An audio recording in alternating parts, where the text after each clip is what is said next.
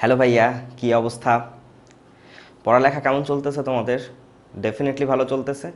ঠিকঠাক মতো পড়ালেখা তো করতেই হবে, তাই না? তো যাই হোক, কথা না বাড়িয়ে আমরা আজকে শুরু করতে যাচ্ছি প্রজেক্টাইল মোশন অর্থাৎ প্রাসের 3 নাম্বার পর্ব। 3 নাম্বার পর্বে শুরু করার আগে আমি 1 নাম্বার এবং 2 নাম্বার পর্বে প্রাস সম্পর্কে অ্যানালাইসিস করেছি, তোমাদেরকে বুঝিয়েছি প্রাস জিনিসটা কি, প্রাসের গতি দ্বিমাত্রিক হয়ে থাকে। ইভেনচুয়ালি প্রাসের সূত্রগুলো প্রতিপাদন করেছিলাম, সূত্রগুলো একটু মনে রাখতে বলেছি, সেগুলো নিশ্চয়ই তোমরা মনে রাখছো। আজকে থেকে আমরা বিভিন্ন খুঁটিখাটি যে টপিকসগুলো বাকি রয়েছে সেগুলো স্টার্ট করব এবং সাথে ম্যাথমেটিক্স করতে থাকবো। কত প্রকারের ম্যাথমেটিক্স আমরা করতে পারি বা প্রাস সম্পর্কিত কীরকম ম্যাথমেটিক্স হতে পারে সেটা নিয়েই আমরা আজকে থেকে আলোচনা শুরু করব। তো প্রথমেই বলে রাখি, আমরা যে প্রাস নিয়ে কথা বলছিলাম সেটাতে তোমরা দেখেছো যে ব্যাপারটা এরকম ছিল যে তুমি ভূমি হতে কোনো একটা বস্তুকে নিক্ষেপ করেছো, সে ভূমিতে এসেই পড়েছে। অর্থাৎ এই টাইপসের প্রাসকে আমরা বলে থাকি গ্রাউন্ড টু গ্রাউন্ড প্রাস। অর্থাৎ তুমি ভূমি থেকে নিক্ষেপ করেছো, ভূমিতে গিয়েই পড়েছে, গ্রাউন্ড টু গ্রাউন্ড। কথা ক্লিয়ার? এছাড়াও অন্য টাইপসেরও প্রাস থাকতে পারে, আমি কিছু প্রকারে ভাগ করে তোমাদেরকে প্রাসের অঙ্ক করাবো যাতে তোমাদেরকে রিয়েলাইজ করতে কোনো সমস্যা না পোহাতে হয়। যেমন এটাকে আমি বলি কি গ্রাউন্ড টু গ্রাউন্ড প্রাস। তো আজকে কিন্তু অ্যাকচুয়ালি এই প্রাসটা নিয়েই আলোচনা হবে, গ্রাউন্ড টু গ্রাউন্ড প্রাস।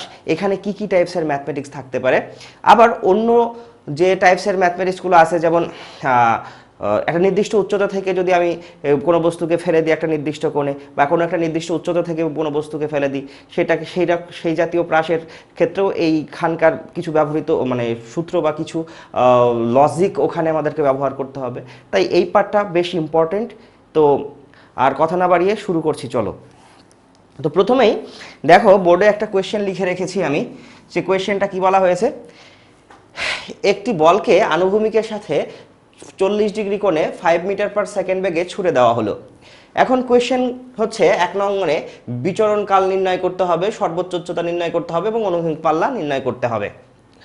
তো আমরা গ্রাউন্ড টু গ্রাউন্ড যে প্রাস, সেই প্রাসের জন্য আমরা ফর্মুলায় কি জানি বলো তো? গ্রাউন্ড টু গ্রাউন্ড প্রাসের জন্য ফর্মুলা জানি R is equal to u square sine twice theta by g, যেটা আমরা গত ক্লাসগুলোতে কি করেছি বলো,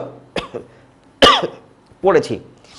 এইচ এর ভ্যালু জানি u square sine square theta divided twice g, T সমান সমান জানি u sine theta divided g, T সমান সমান মানে ছোটটি অর্থাৎ এটা হচ্ছে উড্ডয়নকাল বা পতনকাল, আর বড়টি মানে বিচরণকাল সমান সমান জানি কি 2u সাইন থেটা বাই জি। এছাড়া প্রাসকে নিয়ে যখন অ্যানালাইসিস করেছিলাম তখন একটা কথা বলেছিলাম, মনে আছে যে প্রাসের এক্স অক্ষ বরাবর থাকে কি ইউ কস থেটা, ওয়াই অক্ষ বরাবর থাকে ইউ সাইন থেটা, এক্স অক্ষ বরাবর কোনো ত্বরণ থাকে না, ওয়াই অক্ষ বরাবর ত্বরণ থাকে কি minus g, x is equal to কি distance to x axis, y is equal to কি ডিস্টেন্স টু ওয়াই এক্সিস, এবং ভি এক্স হচ্ছে যে কোনো মুহূর্তের বেগ, এটা ভি ওয়াই হচ্ছে যে কোনো মুহূর্তের ওয়াই অক্ষের বেগ। তো এই জিনিসগুলো সম্পর্কে আমাদের ধারণা থাকা লাগবে, আর এই সূত্রগুলো যেহেতু লাগবে সেই জন্য আমি এই পাশটাতে লিখে রাখছি এবং এই পাশে আমরা ম্যাথমেটিক্স করা শুরু করি। তো প্রথমে একটু খেয়াল করে দেখো যে এই ম্যাথমেটিক্সটা কিসের মধ্যে পড়ে, কোন টাইপসের মধ্যে, গ্রাউন্ড টু গ্রাউন্ডের মধ্যে পড়ে। অর্থাৎ ভূমি থেকে নিক্ষেপ করেছো, ভূমি হতে ভূমিতে এসে পড়েছে, এরকম টাইপসের প্রাসের মধ্যে। তো তাই যদি হয় তাহলে সেই প্রাসের প্রথমেই আমাদেরকে বের করতে বলেছে কি ভাইয়া, প্রথমেই বের করতে বলেছে হচ্ছে বিচরণকাল। তো আমরা বিচরণকাল বের করি। তো বিচরণকালের ফর্মুলা আমাদের জানা আছে, কি জানা আছে ভাইয়া? T is equal to 2u sine theta upon g. তাই যদি হয় তাহলে এখানে আমি কি করব, জাস্ট মানটা বসিয়ে দিব, তাই না? তাহলে একটু খেয়াল করে দেখো, 2 তো 2ই থাকে, ইউ এর ভ্যালু কত, ইউ এর ভ্যালু হচ্ছে 5 মিটার পার সেকেন্ড ছিল, তাহলে 5 ইন্টু সাইন থেটা, সাইনের পরে বসবে থেটা, থেটার ভ্যালু কত 40 ডিগ্রি ছিল, তাহলে 40 ডিগ্রি, আর জি এর ভ্যালু আমাদের জানা আছে কত 9.8। এটাকে ক্যালকুলেট করলেই যা পাওয়া যাবে সেটাই আমাদের কি হবে, অ্যান্সার আসবে। তাহলে কত আসে একটু খেয়াল করে দেখি, আমরা ক্যালকুলেশন করি। সাইন 40 ডিগ্রি আপন 9.8 কি হলো,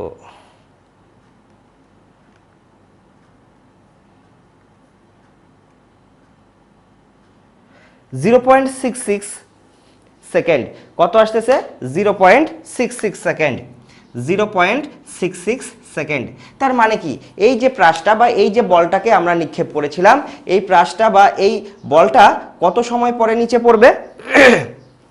0.66 সেকেন্ড পর নিচে পড়বে বা ভূমি স্পর্শ করবে, বা আমরা বলতে পারি এতটুকু সময় ধরে সে বাতাসে বা হাওয়ায় উঠতে থাকবে বা ভাসতে থাকবে। তাহলে আমরা কি করলাম, প্রথম যে বিচরণকাল সেটা বের করে ফেললাম। তাহলে আমরা নিশ্চয়ই বুঝতে পেরেছি বিচরণকাল কিভাবে বের করব। এবার আমরা যেটা বের করব সেটা হচ্ছে সর্বোচ্চ উচ্চতা। তো চলো সর্বোচ্চ উচ্চতা নির্ণয় করে ফেলি। সর্বোচ্চ উচ্চতা নির্ণয় করার জন্য আমাদেরকে ফর্মুলা দেওয়া হয়েছিল, বা গতকাল আমরা প্রডিউস করেছিলাম। ফর্মুলা কি? U square sine square theta divided twice G.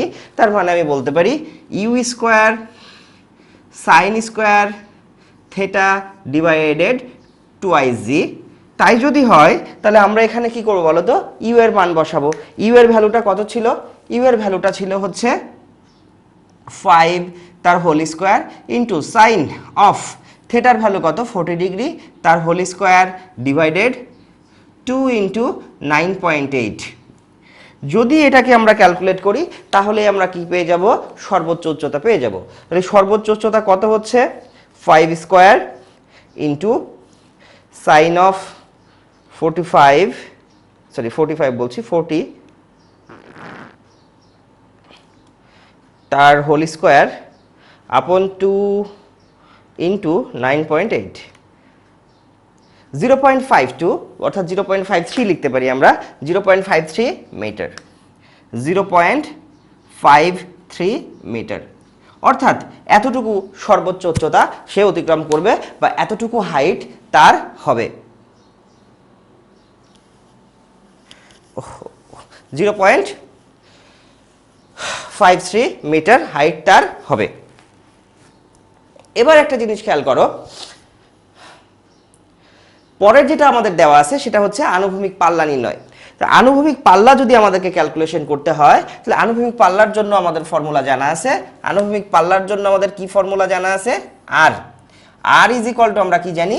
R is equal to আমরা জানি u square sine twice theta upon g. তাহলে এখানে আমরা কার ভ্যালু বসাই দিব ভাইয়া? ইউ এর ভ্যালু বসাবো, থেটার ভ্যালু বসাবো। তাহলে ইউ এর ভ্যালু বসালে কত আসে? ইউ কত ছিল? 5 তার whole square into sine of 2 into theta, theta ছিল কত? 40 ডিগ্রি। তাহলে 40কে যদি আমরা 2 দিয়ে গুণ করে দিই তাহলে পেয়ে যাই 80। তাহলে আমরা একবারে 80 লিখে দিতে পারি, ডিগ্রি ডিভাইডেড 9.8। যদি এটাকে আমরা ক্যালকুলেট করি তাহলে কত পাচ্ছি? 5 square into sign 80 degree divided 9.8 আসতেছে কত? 2.51 মিটার। অর্থাৎ রেঞ্জ হচ্ছে কত? 2.51 মিটার। তাহলে নিশ্চয়ই এরকম সিম্পল অঙ্কগুলো তোমরা এখন সূত্র বসিয়ে বসিয়ে ক্যালকুলেশন করে ফেলতে পারবা। আমি নিশ্চিত আশা করছি যে তোমরা এখন সূত্র বসিয়ে বসিয়ে ক্যালকুলেশন করে ফেলতে পারবা। এখন দেখবো আমরা 2 নাম্বার কোয়েশ্চেনটা। 2 নাম্বার কোয়েশ্চেনে কি বলা হয়েছে দেখো। 2 নাম্বার কোয়েশ্চেনে বলা হয়েছে একটি বলকে আনুভূমিকের সাথে 40 ডিগ্রি কোণে 50 মিটার পার সেকেন্ড বেগে ছুড়ে দেওয়া হলো। 50 মিটার পার সেকেন্ড বেগে ছুড়ে দেওয়া হলো। কোয়েশ্চেন হচ্ছে 2.5 সেকেন্ড পর এর ভেক্টর বেগ নির্ণয় করো। অর্থাৎ বেগটাকে ভেক্টরের সাহায্যে উপস্থাপন করে আমাদেরকে দেখাতে বলেছে। এবং 2 নাম্বার কোয়েশ্চেনে বলা হয়েছে 2.5 সেকেন্ড পর এর বেগের মান কত হবে বা বেগ কত হবে। ভেক্টর বেগ বলতে তো আমরা নিশ্চয়ই জানি যে তাকে আয়ত একক ভেক্টরের মাধ্যমে উপস্থাপন করে আমাকে দেখাতে হবে, কারণ যেহেতু ভেক্টরের মাধ্যমে উপস্থাপন করতে বলেছে বেগটাকে। আর যদি শুধু বেগ বলতো তাইলে আমরা কি করতাম? শুধু মান বের করতাম। এখানে ভ্যালোসিটি বলতে বেগ বোঝায়, আর স্পিড বলতে কি বোঝায় বলতো? ওই বেগের মানটা কত সেটা বোঝায়। যেটা ইংলিশে যদি আমরা বলি তাহলে এরকম করে বলতে পারি, যেহেতু বাংলায় আমরা দেখছি সেহেতু আমরা গতি না বুঝিয়ে আমরা বেগের মানটাকে বের করতে বলছি, আর বলছি কি ভেক্টরের মাধ্যমে বেগটাকে প্রকাশ করো বা ভেক্টর বেগ নির্ণয় করো। অর্থাৎ বেগটাকে ভেক্টরের সাহায্যে উপস্থাপন করে দেখাও আয়ত একক ভেক্টরের মাধ্যমে, যাতে আমি বুঝতে পারি যে এই বস্তুটা কোন জায়গায় ছিল। তো চলো স্টার্ট করি। তার জন্য প্রথমে আমরা কি করব বলো? চিত্রটা এঁকে নিই যাতে তোমাদের বুঝতে সুবিধা হয়। তাহলে আমরা যদি চিত্র আঁকি তাহলে এরকম করে কোনো একটা বস্তুকে ছুড়ে দেওয়া হয়েছিল 40 ডিগ্রি কোণে 50 মিটার পার সেকেন্ড ত্বরণে। তাহলে আমরা ডেফিনেটলি বলতে পারি এই বস্তুটা এরকম করে যেতে যেতে যেতে যেতে যেতে যেতে কোনো একটা সময় সে কি করবে বলো তো, ভূমিকে স্পর্শ করবে। যদি করে তাহলে এই 2.5 সেকেন্ড পরে বস্তুটা কোথায় ছিল তা তো আমাদের জানা নেই, আছে জানা নেই। সেই জন্য আমরা ধরে নিচ্ছি যে 2.5 সেকেন্ড পরে কোনো একটা বস্তু এই পয়েন্টটাতে ছিল, ওই বস্তুটা এই পয়েন্টটাতে ছিল, এবং এই পয়েন্টে ওই বস্তু একটা নির্দিষ্ট বেগ ছিল, সেই বেগটা কত, ভি, যায় আমাকে বের করতে হবে। তাই যদি হয় তাহলে সেই ভি বেগটা এই দিক বরাবর ছিল, ডেফিনেটলি এই দিক বরাবর ছিল। এখন এই ভি বেগের একটা উপাংশ কাজ করে, মনে আছে, যে কোনো মুহূর্তে ভেক্টর এক্স অক্ষ বরাবর বেগ কি হবে বলো তো, ভি এক্স, ওয়াই অক্ষ বরাবর ভি ওয়াই। তাহলে আমি এটাকে এই কথা বলতে পারি যে এক্স অক্ষ বরাবর ভি এক্স বেগ প্রাপ্ত ছিল এবং এটা ছিল কি, ভি ওয়াই বেগ। তার অর্থ কি, যে এই দুটোর একটা লব্ধি বেগই ছিল, সেই হচ্ছে আমার কাঙ্ক্ষিত ভি, যে ভি এর মানটা আমাকে বের করতে হবে। তার মানে আমি ডিরেক্ট ভি এর মান বের করতে পারছি না, আমাকে ভি এর মান বের করতে গেলে প্রথমে ভি এক্স এর মান নিয়ে চিন্তা করতে হবে, পরে ভি ওয়াই এর মান নিয়ে চিন্তা করতে হবে, এবং আফটার দেন তাদেরকে ক্যালকুলেশন করতে হবে। তো এই ভিএক্স এর মানটা যদি আমি ক্যালকুলেশন করতে চাই, ভি ওয়াই এর মানটা ক্যালকুলেশন করতে চাই, তো ভেক্টর অ্যানালাইসিসে জানি যে যে ইউ বেগে ছোড়া হয়েছিল সেই ইউ এক্স হবে কি, ইউ কস থেটা, এবং ইউ ওয়াই হবে কি, ইউ সাইন থেটা। তার মানে আমি এই কথা বলতে পারি যে এটাকে যদি আমি ভেক্টর রেজুলেশনে ভাঙি, এদিক বরাবর পাবো ইউ এক্স সমান সমান ইউ কস থেটা, এবং ওয়াই অক্ষ বরাবর একটা বেগ পাবো, সেটা পাবো কত, ইউ ওয়াই পাবো হচ্ছে ইউ সাইন থেটা। এখন একটু খেয়াল করে দেখো, যেহেতু এক্স অক্ষ বরাবর কোনো প্রকার ত্বরণ থাকে না, তার মানে এখানকার ভিএক্স এখানকার ইউএক্স এর সমান হয়ে যাবে। সবসময় কি এক্স অক্ষ বরাবরের বেগ সমান, তার মানে আমি বলতে পারি এই ভিএক্স কার সমান হয়ে যাবে বলো, ইউএক্স এর সমান হয়ে যাবে। আর তাই যদি হয় তাহলে আমি এক্স অক্ষ বরাবর বেগ তো বের করে ফেলেইছি, কোনটা, এটার মানের সমান। এখন আমাকে জাস্ট ওয়াই অক্ষ বরাবর বেগ বের করতে হবে। তো আমরা ম্যাথমেটিক্স করা শুরু করি। ধরি বলটির ভেক্টর বেগ is equal to v vector. Clear কিনা বলো তো, বলটির ভেক্টর বেগ কত, ভি ভেক্টর। এবং তাই যদি হয় তাহলে এক্স অক্ষ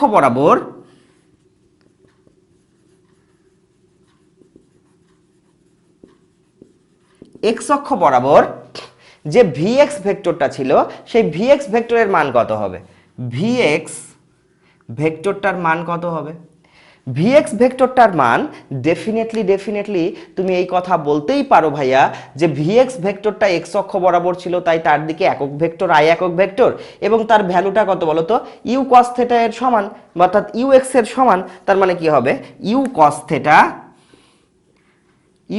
থেটা আই একক ভেক্টর। কারণ এটা কোন দিক বরাবর ছিল ভাইয়া, এক্স অক্ষ বরাবর ছিল। যেহেতু আমাদেরকে ভেক্টরের বেগ নির্ণয় করতে বলেছে, তাহলে তো আমাকে ভেক্টর দিয়েই ক্যালকুলেশন করতে হবে। তাহলে এটাকে যদি আমি ক্যালকুলেট করি তাহলে পাচ্ছি কত, 50 cos of 40, তাই তো, 50 cos of 40 degree, that means 38.30 I cap. তাহলে এটাই ছিল কি এক্স অক্ষ বরাবর বেগ আমার। এবার ওয়াই অক্ষ বরাবর বেগ কত ছিল, তাহলে ওয়াই অক্ষ বরাবর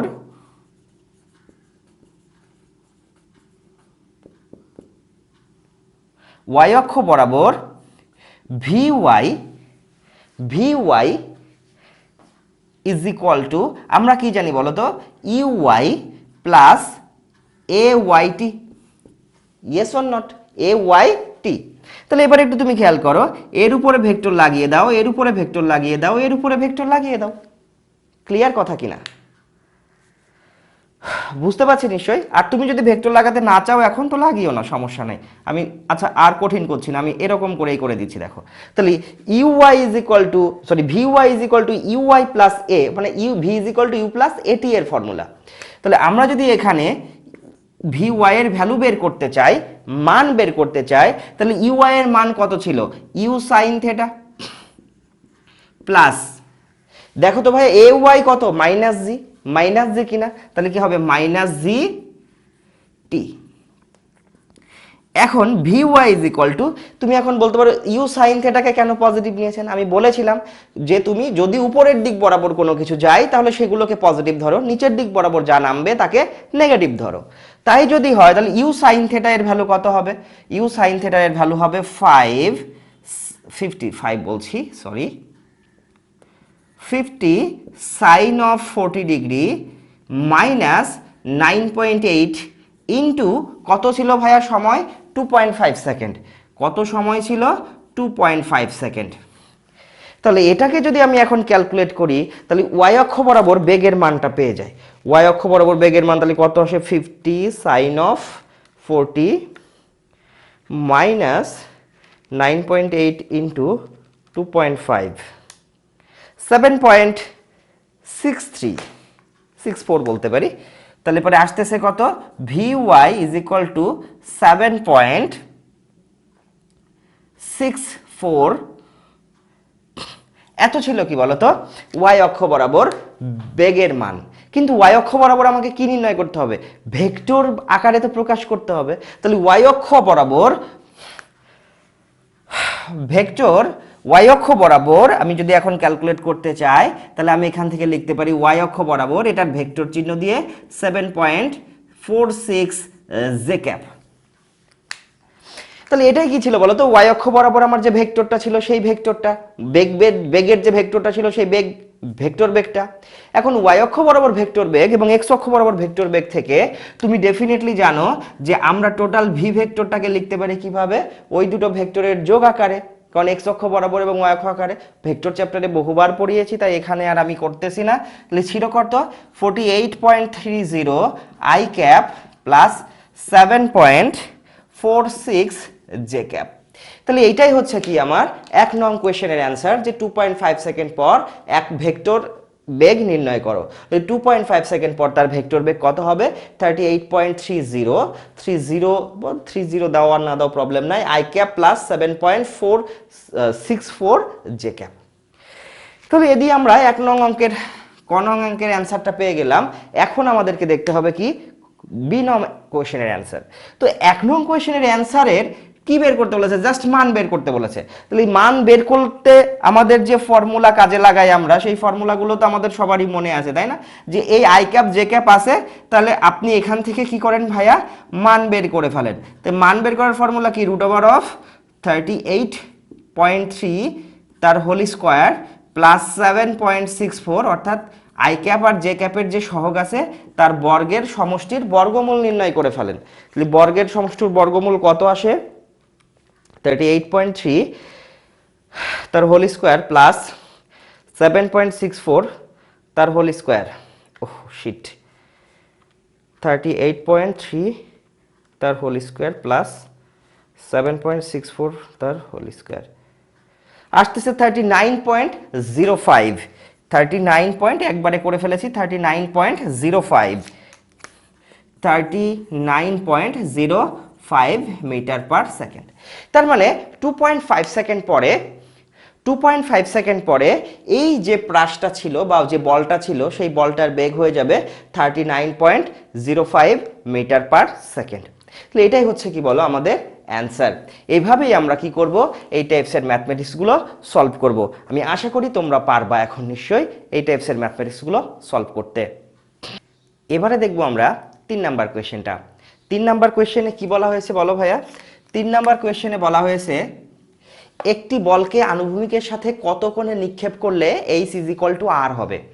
কথাটা কি বুঝতে পারছো? এইচ ইজ ইকুয়াল টু আর হওয়ার অর্থ হচ্ছে এইচ এবং আর এর মান কেমন হয়ে যাবে বলো? সমান হয়ে যাবে। এইচ এবং আর এর মানটা কেমন হয়ে যাবে? সমান সমান হবে। তো কত কোণে নিক্ষেপ করলে সেই ঘটনাটা ঘটতে পারে তাই আমাদেরকে ফাইন্ড আউট করতে হবে। তো আমরা চিন্তা করে নিচ্ছি যে এই হচ্ছে আমার সেই এক্স অক্ষ, এর সাথে একটা নির্দিষ্ট কোণে ইউ বেগে ছুড়ে দিয়েছিলাম, সেই কোণটা হচ্ছে থেটা কোণ। আর এখানে আমাকে আর বের করতে হবে এবং এইচ এর মানটা বের করতে হবে। তাই যদি ক্যালকুলেট করতে হয় তো প্রথমে আমরা ধরে নিব কি বলতো, যে ধরি থেটা কোণে বস্তুটাকে নিক্ষেপ করা হয়েছিল। ধরি থেটা কোণে বলটিকে নিক্ষেপ করা হয়েছিল।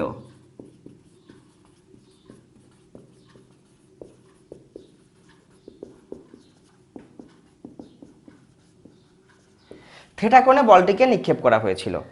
আমাদের থিটার মান বের করতে হবে, দেওয়া আছে r ইজ ইকুয়াল টু কি এইচ। তাহলে এখন আমরা শুরু করতে পারি r is equal to H থেকে। r ইজ ইকুয়াল টু কি ছিল ভাইয়া, এইচ ছিল। তাহলে এবার একটু খেয়াল করে দেখি r এর ফর্মুলা আমাদের জানা আছে। r এর ফর্মুলা কি ভাইয়া, u square sine twice theta divided g is equal to, h এর ফর্মুলাও আমাদের জানা আছে, সেটা কি u square sine square of theta divided 2g। এবার তুমি যদি একটু খেয়াল করো তাহলে দেখতে পাবা উভয় পক্ষ থেকে u square g g cancel out হয়ে যাচ্ছে। যদি ক্যান্সেল আউট হয়ে যায় তাহলে অবশিষ্ট থাকতেছে কি বলো, থাকতেছে এই পাশের সাইন টু থিটা, যেটাকে আমরা ত্রিকোণমিতিক ফর্মুলায় যদি আমি ভাঙি তাহলে বলতে পারি sine theta into cos theta is equal to ওই পাশে সাইন স্কোয়ার থিটাকে sine theta into sine theta লিখতে পারি। আর এর নিচে থাকতেছে একটা এক্সট্রা 2। তাই যদি হয় তাহলে তুমি একটু খেয়াল করো, এখন আমি উভয় পক্ষ থেকে একটা সাইন থিটা ক্যান্সেল আউট করে দিতে পারি। যদি সাইন থিটা ক্যান্সেল আউট করে দিই তাইলে আমি এই 2 দিয়ে যদি আর গুণন করি এদিকে 4 পাই, আর এই কস থিটাকে ওই পাশে নিয়ে গেলে পাই সাইন থিটা আপন কস থিটা। তার মানে আমি বলতে পারি এটা tan theta is equal to 4, অতএব theta is equal two tan inverse of 4। এটাই হচ্ছে কি আমাদের অ্যান্সার।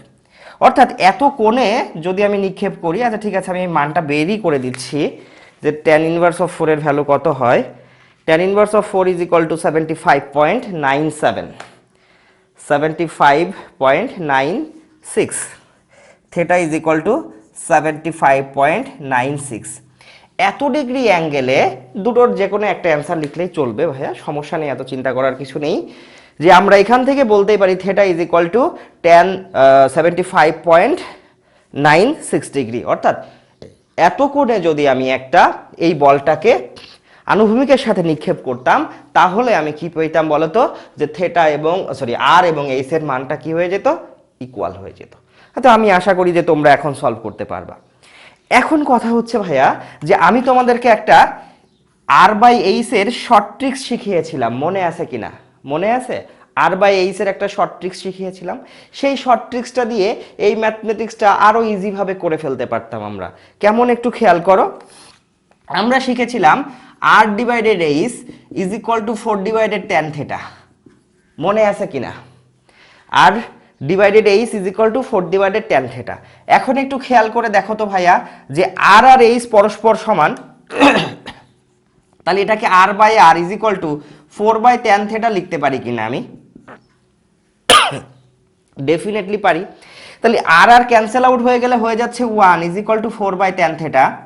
তার মানে আমি বলতে পারি tan theta is equal to 4, অতএব থিটা ইজ ইকুয়াল টু কত ভাইয়া, ট্যান ইনভার্স অফ 4, যার অর্থ কি দাঁড়ালো, theta is equal two 75.96 degree. আমি কি বোঝাতে পারছি তোমাদেরকে যে তোমরা যেভাবেই করো ম্যাথমেটিক্সটা, ইট ইজ দ্য একেবারেই কি বলবো একটা ইজি ম্যাথ ছিল, যা তোমরা আশা করি যে তোমরা এখন থেকে সলভ করতে পারবা এই টাইপসের ম্যাথমেটিক্সগুলা। ওকে, তো ভাইয়া এখন আমরা দেখব 4 নাম্বার ম্যাথমেটিক্সটা। 4 নাম্বার ম্যাথটাতে কি বলা হয়েছে একটু দেখো। বলা হয়েছে একটি বলকে অনুভূমিকের সাথে কত কোণে ও কত বেগে নিক্ষেপ করলে এর অনুভূমিক পাল্লার ও সর্বাধিক উচ্চতার মান যথাক্রমে 30√3 মিটার ও 120 মিটার হবে। তো এই ম্যাথটা সলভ করার জন্য আমাদেরকে কার কার মান বের করতে হবে, একটা বের করতে হবে ইউ এর মান এবং সাথে বের করতে হবে থিটার মান, যেখানে দেওয়া আছে আর এর ভ্যালু এবং এইচ এর ভ্যালু। তাহলে আমরা বলতেই পারি যে দেওয়া আছে আর ইজ ইকুয়াল টু 120 মিটার আর এবং এইচ ইজ ইকুয়াল টু কত দেওয়া আছে বলো, 30√3 মিটার। তো এখান থেকে আমরা আর এর ফর্মুলা জানি এবং থিটার ফর্মুলা জানি। তো আর এর ফর্মুলা এবং থিটার ফর্মুলায় যদি আমরা এইটাকে অ্যাপ্লাই করি তাহলেই আমরা ক্যালকুলেশন করে ফেলতে পারবো। আর সমান সমান আমাদের কি জানা আছে বলো তো ভাইয়া? আর সমান সমান জানা আছে u square sine twice theta divided g is equal to 120 metre. এটাকে আমরা 1 নং ইকুয়েশন বলছি। এবং যে এইচ ইজ ইকুয়াল টু কি জানা আছে আমাদের, এইচ ইজ ইকুয়াল টু জানা আছে u square sine square theta, sine square theta divided 2g is equal to 30√3 metre. Metre আর লিখলাম না, এটাকে আমরা বলছি 2 নং ইকুয়েশন। একটু খেয়াল করে দেখো তো ভাইয়া, যদি 1 নং ইকুয়েশন এবং 2 নং ইকুয়েশনের মধ্যে যদি আমি ডিভাইড করে দিই, তাহলে দেখো যে ইউ স্কোয়ার ক্যান্সেল আউট হয়ে যাচ্ছে, থেটা আমার চলে আসছে সেম আগের অঙ্কটার মতো। কিন্তু আগের অঙ্কটাতেও কিন্তু আর আর এইচ এর মানই দেওয়া ছিল, এই অঙ্কটাতেও আর আর এইচ এর মানই দেওয়া আছে। তার মানে আমি যদি এখন 1/2 করি, তাহলে বলতে পারি u square sine twice theta divided g into 2g divided u square sine theta is equal to 120 divided 30√3। এবার একটু খেয়াল করো, এই পাশে জি ক্যান্সেল আউট হয়ে যাচ্ছে, ইউ স্কোয়ার ক্যান্সেল আউট হয়ে যাচ্ছে, তাহলে উপরে থাকতেছে কি 2 সাইন থেটা, কারণ সাইন 2 থেটার ফর্মুলা কি বলো, 2 সাইন থেটা কস থেটা। নিচে যে সাইন স্কোয়ার থেটা ছিল সেটাকে আমরা sign theta into sine theta বলতে পারি। এক সাইন থেটা কি হয়ে যাচ্ছে, ক্যান্সেল আউট হয়ে যাচ্ছে। আর এদিকে থাকতেছে হচ্ছে 60 কাটলে হয় 4 বাই কত, √3, 4 বাই আসতেছে √3। আর এখানে একটা এক্সট্রা 2 ছিল, সেই 2টা এর সাথে গুণ করে দিচ্ছি, তাহলে পাওয়া যাচ্ছে কত, 4 cos theta divided sign theta is equal to 4 divided √3। দেখো এখানে 4 ক্যান্সেল আউট হয়ে যাচ্ছে, তাহলে এইটাকে আমরা এখন বলতে পারি cot theta is equal two 1/√3 পাওয়া যাচ্ছে, যেখানে theta is equal two cot inverse of 1/√3। তার মানে cot ইনভার্স অফ 1/√3 মানে কত,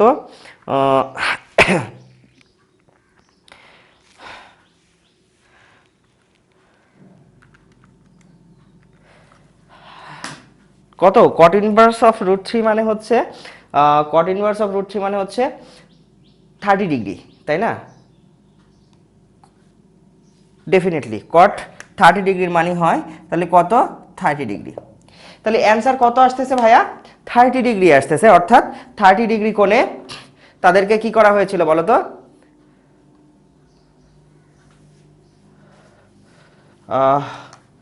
30 ডিগ্রি 60 ডিগ্রি, কত ভাইয়া, 60 ডিগ্রি, 60 ডিগ্রি, অর্থাৎ 60 ডিগ্রি কোণে তাদেরকে নিক্ষেপ করা হয়েছিল। যদি নিক্ষেপ করা হতো তাকে ওই বলটাকে, তাহলে সে আনুভূমিক পাল্লা এত দিত।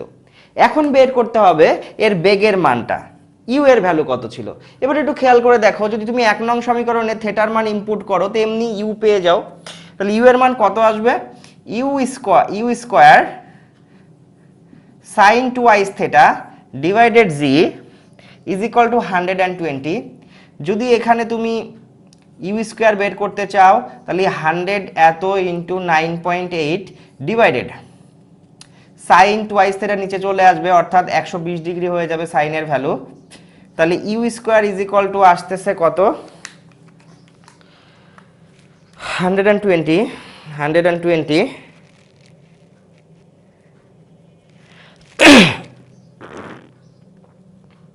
120 ইন্টু 9.8 ভাগ সাইন 120 আসতেছে কত বলো, বেশি হয়ে গেল নেগেটিভ পজিটিভে,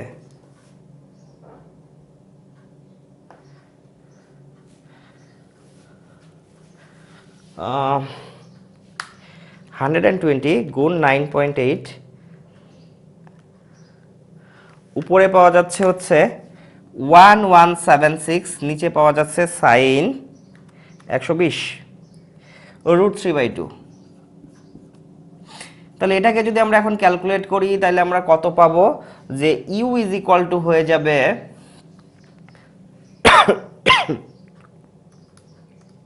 76 গুণ 2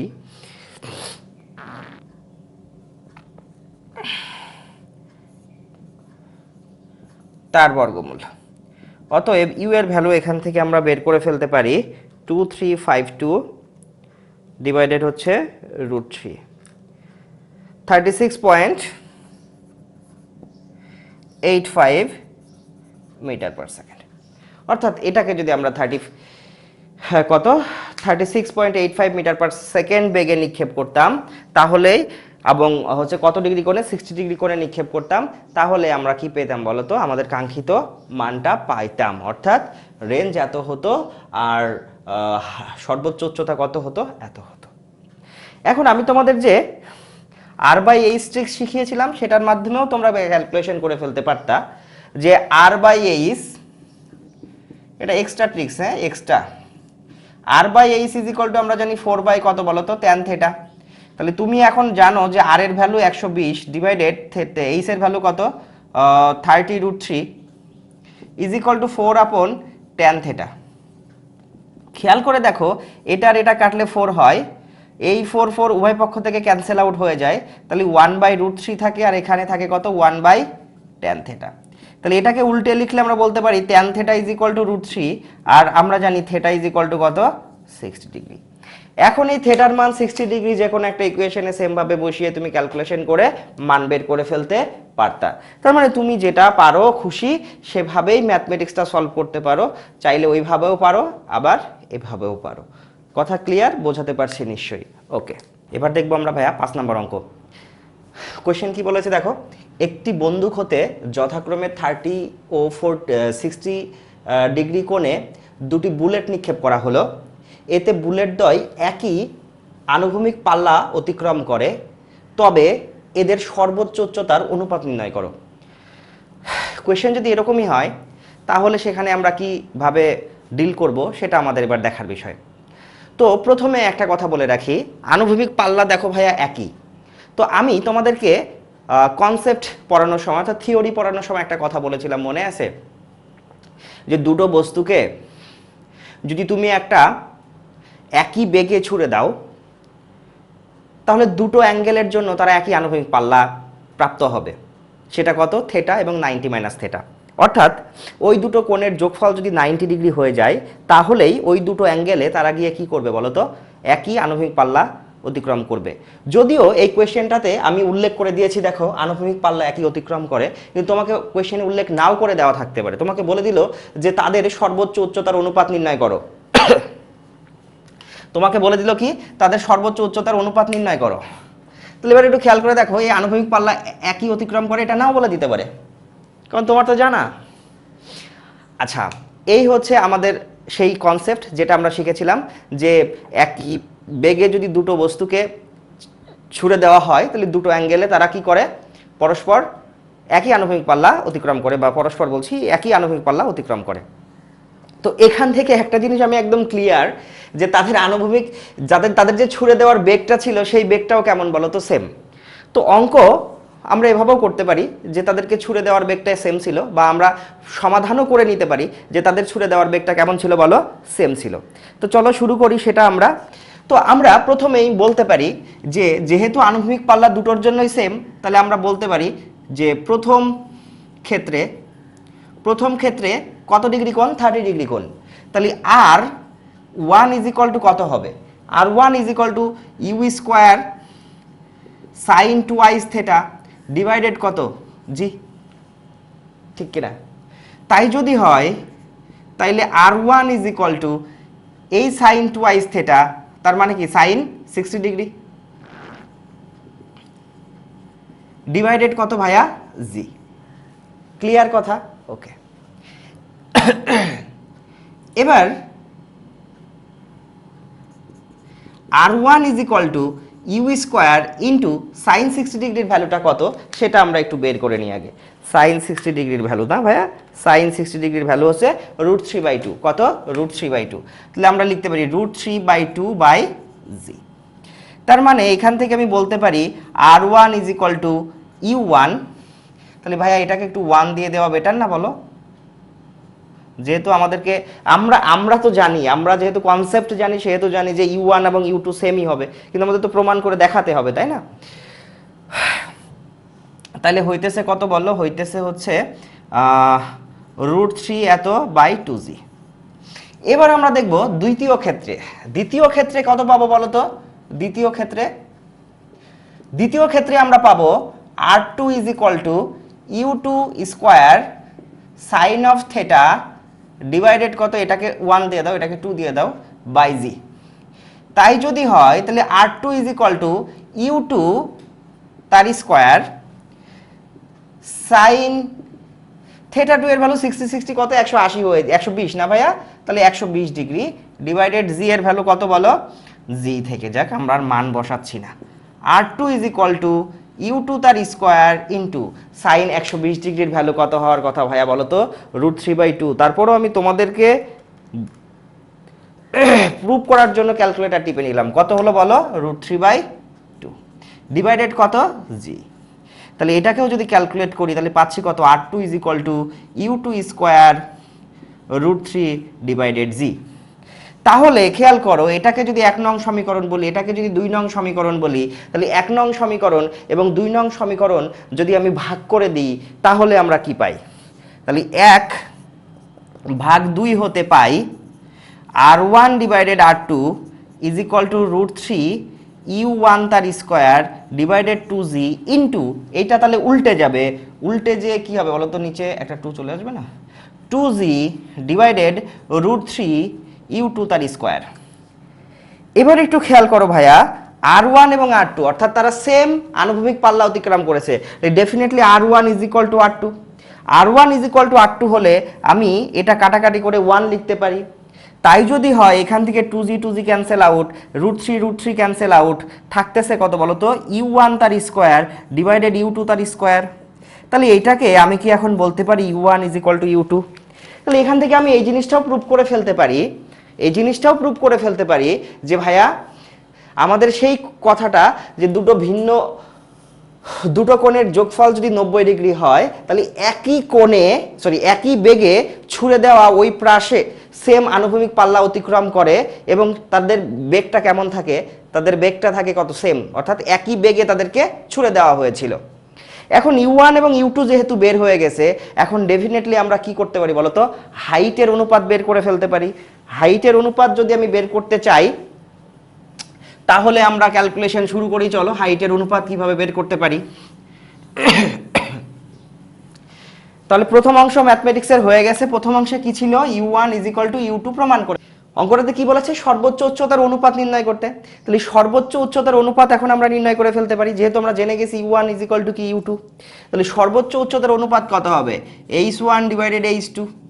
H1 সমান সমান কত বলো তো ভাইয়া, H1 এর ভ্যালু আমাদের জানা আছে, মানে সূত্র আমরা জানি U1 তার square sine square theta 1 divided 2g আর U2 square sine square theta 2 divided 2g।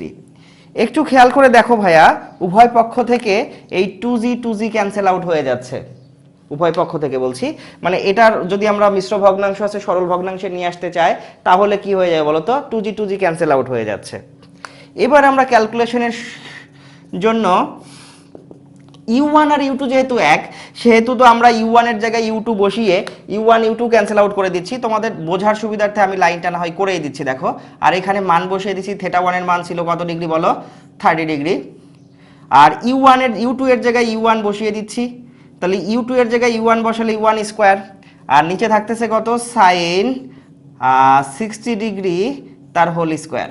তাহলে এটা এখন ক্যান্সেল আউট হয়ে যাচ্ছে, তাহলে থাকতেছে কত, H1 divided H2 is equal to sine 60 degree 30 degree ভালো হচ্ছে √3/2, তার মানে কি 3/4, আর sine 60 degree value maybe half হওয়ার কথা, সাইন 60 হচ্ছে হাফ, সাইন 60 তো হচ্ছে সরি সাইন 30 ডিগ্রির ভ্যালু হচ্ছে হাফ মানে 1/4, আর 60 ডিগ্রির ভ্যালু হচ্ছে √3/2 মানে 3/4। যদি ক্যালকুলেশন করি H1 H2 is equal two 1/4 into 4/3, that means H1 H2 is equal two 1:3। তাহলে এটাই কি ছিল বলো তো, আমার যে প্রাস দুটোকে ছোড়া হয়েছিল বা যে বুলেট দুটোকে ছোড়া হয়েছিল তাদের সর্বোচ্চ উচ্চতার অনুপাত। এইভাবেই তাহলে আমরা কি করতে পারবো বলো, ম্যাথমেটিক্সটাকে সলভ করে ফেলতে পারবো। এখন তুমি সেই শর্ট ট্রিক্সে যাও। সেই শর্ট ট্রিক্সটা আমাদের কি ছিল মনে আছে ভাইয়া, শর্ট ট্রিক্সটা কি বলেছিলাম, যে যদি আনুভূমিক পাল্লা কোনো একটা বস্তুকে বা কোনো একটা প্রাসের ক্ষেত্রে যে আর এবং এইচের অনুপাত সর্বদা 4/tan θ হয়, এটা তো আমরা সবসময়ই জানি। তাহলে প্রথম কেসটার জন্য চিন্তা করি, এই 30 ডিগ্রির জন্য প্রথম কেসটার জন্য R1 divided R1 divided H1 is equal two 4/tan 30 degree হবে, এটাতে তোমার তো আপত্তি থাকার কথা না। তাই যদি হয়ে যায় তাহলে আমি বলতে পারি R1 divided H1 is equal to 4 divided tan 30 ডিগ্রির ভ্যালু কত ভাইয়া? tan 30 ডিগ্রি হচ্ছে √3, 1/√3, তাহলে 1/√3। ওকে, এবার এটাকে আমি 1 নং সমীকরণ বলছি এবং 2 নং সমীকরণের ক্ষেত্রে আবার একটু যাই, খেয়াল করি যে আমরা বলতে পারি R2 divided H2 is equal two 4/tan 60 degree. Yes or not, পারি কিনা? তো 4/tan 60 ডিগ্রি, tan 60 ডিগ্রি এর ভ্যালু কত? tan 60 ডিগ্রি এর ভ্যালু √3 হওয়ার কথা। হ্যাঁ, tan 60 ডিগ্রি এর ভ্যালু √3, তার মানে কি R2 divided H2 is equal to 4 divided √3, 4 divided √3। এটা কত নং ইকুয়েশন? এটা হচ্ছে 2 নং ইকুয়েশন। এখন কথা হচ্ছে যে 1 নং ইকুয়েশনকে 2 নং ইকুয়েশন দিয়ে আমি ভাগ করে দিই। যদি তাই দিই 1 নং ইকুয়েশনকে 2 নং ইকুয়েশন দিয়ে ভাগ করে, তাহলে আমরা পাবো কত? R1 divided H1 into H2 divided কত বলো তো? R2। ক্লিয়ার কিনা? ইজ ইকুয়াল টু এখান থেকে কত পাবো বলো? এখান থেকে পাবো হচ্ছে 4, এটা তো উপরে উঠে যাবে, তাহলে হয়ে যাবে 4√3 ডিভাইডেড ইন্টু √3/4, √3/4। একটু ক্যালকুলেশন করে দেখো ভাই, এটাকে যদি উপরে উঠিয়ে দিই তাহলে পাই কত? আচ্ছা ঠিক আছে, আমি তোমাদের যদি কষ্ট হয় বুঝতে তাহলে আমি আরও এক লাইন করে দিচ্ছি। R1/H1 ইজ ইকুয়াল টু দেখো 4 ইন্টু √3/1, দ্যাট মিনস কত হয় বলো তো? R1/H1 is equal two 4√3। এইটাই হচ্ছে আমার 1 নং সমীকরণ। সেই মানটাই বসিয়েছে। আর এটা কি হয়েছে? যেহেতু ভাগ হয়েছে, উল্টে গেছে, উল্টে গিয়ে √3/4 হয়ে গেছে। এখন দেখো 4 ক্যান্সেল আউট। এখন কথা ছিল কি বলতো, যে আনুভূমিক পাল্লা দুটো সেম ছিল, তার মানে কি R1 is equal two R2। তাহলে তুমি বলতে পারো R1 divided H1 into H2 divided R1, কারণ R1 ডিভাইডেড মানে R1 এবং R2 তো সেম, ইজ ইকুয়াল টু √3 গুণ করলে কত পাওয়া যায়? পাওয়া যায় হচ্ছে শুধু 3, √3 গুণ করলে পাওয়া যায় শুধু 3। তার মানে এখান থেকে R1 ক্যান্সেল আউট, তাহলে R2:R1 ইজ ইকুয়াল টু 3:1, বা তুমি যে কথাটা এখানে বলতে পারো যে H1:H2 ইজ ইকুয়াল টু কত? 1:3। তার মানে তোমার যেটা সোজা মনে হয় তুমি সেটা ধরেই ম্যাথমেটিক্স করতে পারো। তবে তোমাদের অবজেক্টিভের জন্য আমি বলবো যে আমি যে কনসেপ্টগুলো তোমাদেরকে আমি বলেছি সেই কনসেপ্টগুলো একটু ভালো করে মনে রাখবা, তাহলে ম্যাথমেটিক্স করাটা ইজি হয়ে যাবে। এত বড় করে আর অঙ্ক করা লাগবে না, তখন আপনা আপনিই তুমি পেরে যাবে অঙ্ক, ঠিক কিনা? ওকে, তাহলে আশা করি তোমরা এই 5 নাম্বারের টাইপসের অঙ্কগুলো করে ফেলতে পারবা। এবারে আমরা দেখব 6 নাম্বার ম্যাথটা।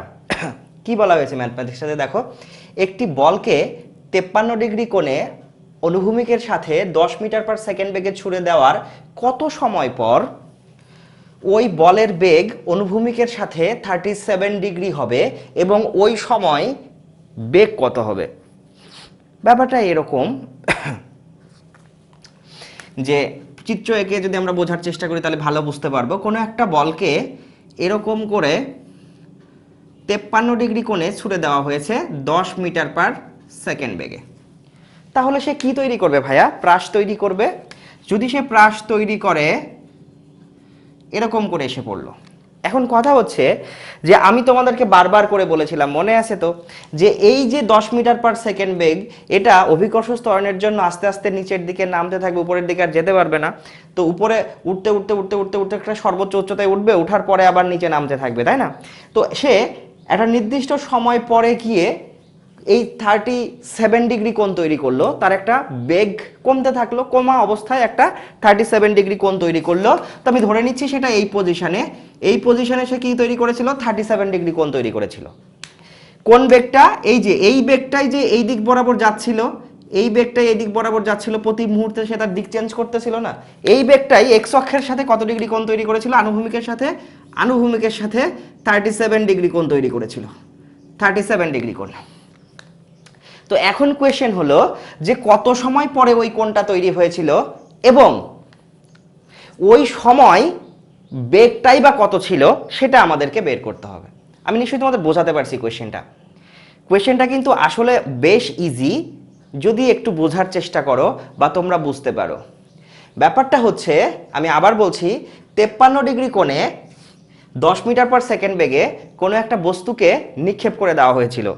দেওয়ার কত সময় পর ওই বস্তুটির বেগ আনুভূমিকের সাথে 37 ডিগ্রি কোণ তৈরি করে এবং ওই মুহূর্তে তার বেগটা কত। তো চিত্রটা তাই আঁকিয়েছি, দেখো 53 ডিগ্রি কোণে নিক্ষেপ করেছি 10 মিটার পার সেকেন্ড বেগের একটা বস্তুকে। সেই বস্তুটা এরকম করে যেতে যেতে কোনো একটা মুহূর্তে 37 ডিগ্রি কোণ তৈরি করেছে এক্স অক্ষের সাথে। এই যে এই বেগটা, যে বেগটাকে কি বলি আমরা বলো তো? ভি বলি। যে কোনো মুহূর্তের বেগকে ভি বলি। এবং সে এক্স অক্ষের সাথে 37 ডিগ্রি কোণ তৈরি করেছে। তাহলে ওই সময়ে বেগ কত ছিল এবং সেই সময়টুকু কত তা আমাদেরকে বের করতে হবে। তো প্রথমে আমরা ধরে নিচ্ছি, দেখো যে আমরা তো জানি, ধরি যে টি সময় পর ভি বেগ প্রাপ্ত হয় যা অনুভূমিকের সাথে 37 ডিগ্রি কোণ উৎপন্ন করে। আমার কথা কি তোমরা বুঝতে পারছো কিনা? যে আমি ধরে নিয়েছি আমাকে বের করতে হবে কি, টি বের করতে হবে এবং ভি বের করতে হবে। তো আমি দুটো ধরে নিয়েছি যে টি সময় পরে এবং ভি বেগ প্রাপ্ত হয়েছে, যে বেগটাই কিনা ওই টি সময় পরে গিয়ে এই পজিশনটাতে এক্স অক্ষের সাথে 37 ডিগ্রি কোণ বা 37 ডিগ্রি কোণ উৎপন্ন করেছিল। তাহলে এখন আমরা কি করতে পারি? প্রথম কাজ হচ্ছে আমার এই অংশকে বিভাজন করে ফেলা ভেক্টর বিভাজনের মাধ্যমে। আর এই যে ভি বেগটা আছে সেই ভি বেগটাকেও এক্স অক্ষ এবং ওয়াই অক্ষ বরাবর বিভাজন করে ফেলা।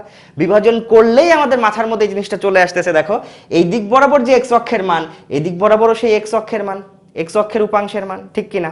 তাহলে আমরা প্রথমে এই কাজটা করি। U x is equal to আমরা কি বলতে পারি?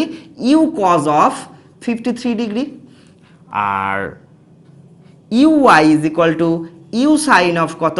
53 ডিগ্রি। কারোর তো আপত্তি থাকার কথা না। তাহলে এই মানটা যদি আমরা বের করি তাহলে কত পাচ্ছি? 10 cos 53 ডিগ্রি 10 sin 53 ডিগ্রি। এটাকেও ক্যালকুলেশন করি, এটাকেও ক্যালকুলেশন করি।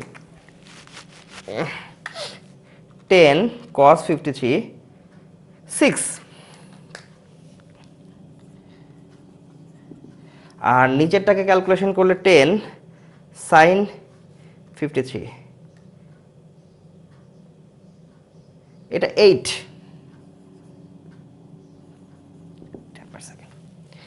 তাহলে এক্স অক্ষ বরাবর কত ছিল?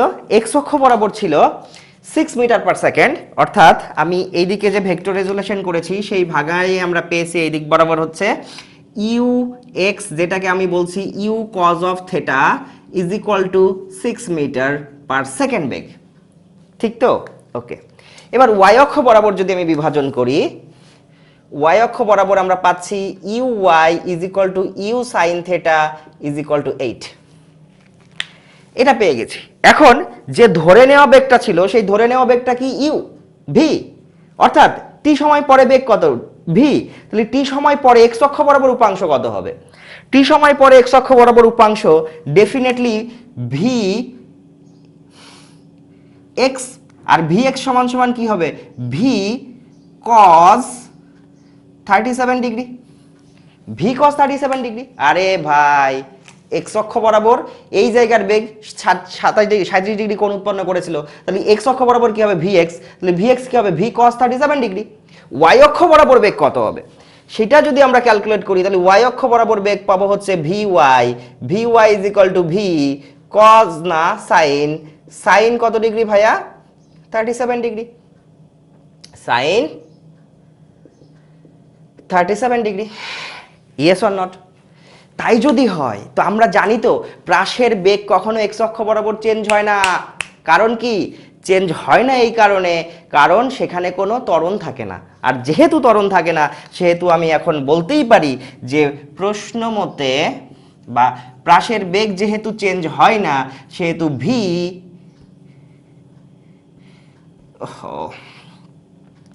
You cos 53 degree is equal to v cos 37 degree. পারি কিনা ভাইয়া বলতে? ডেফিনেটলি পারি, কারণ এটার মধ্যে কোনো পরিবর্তনই হয় না।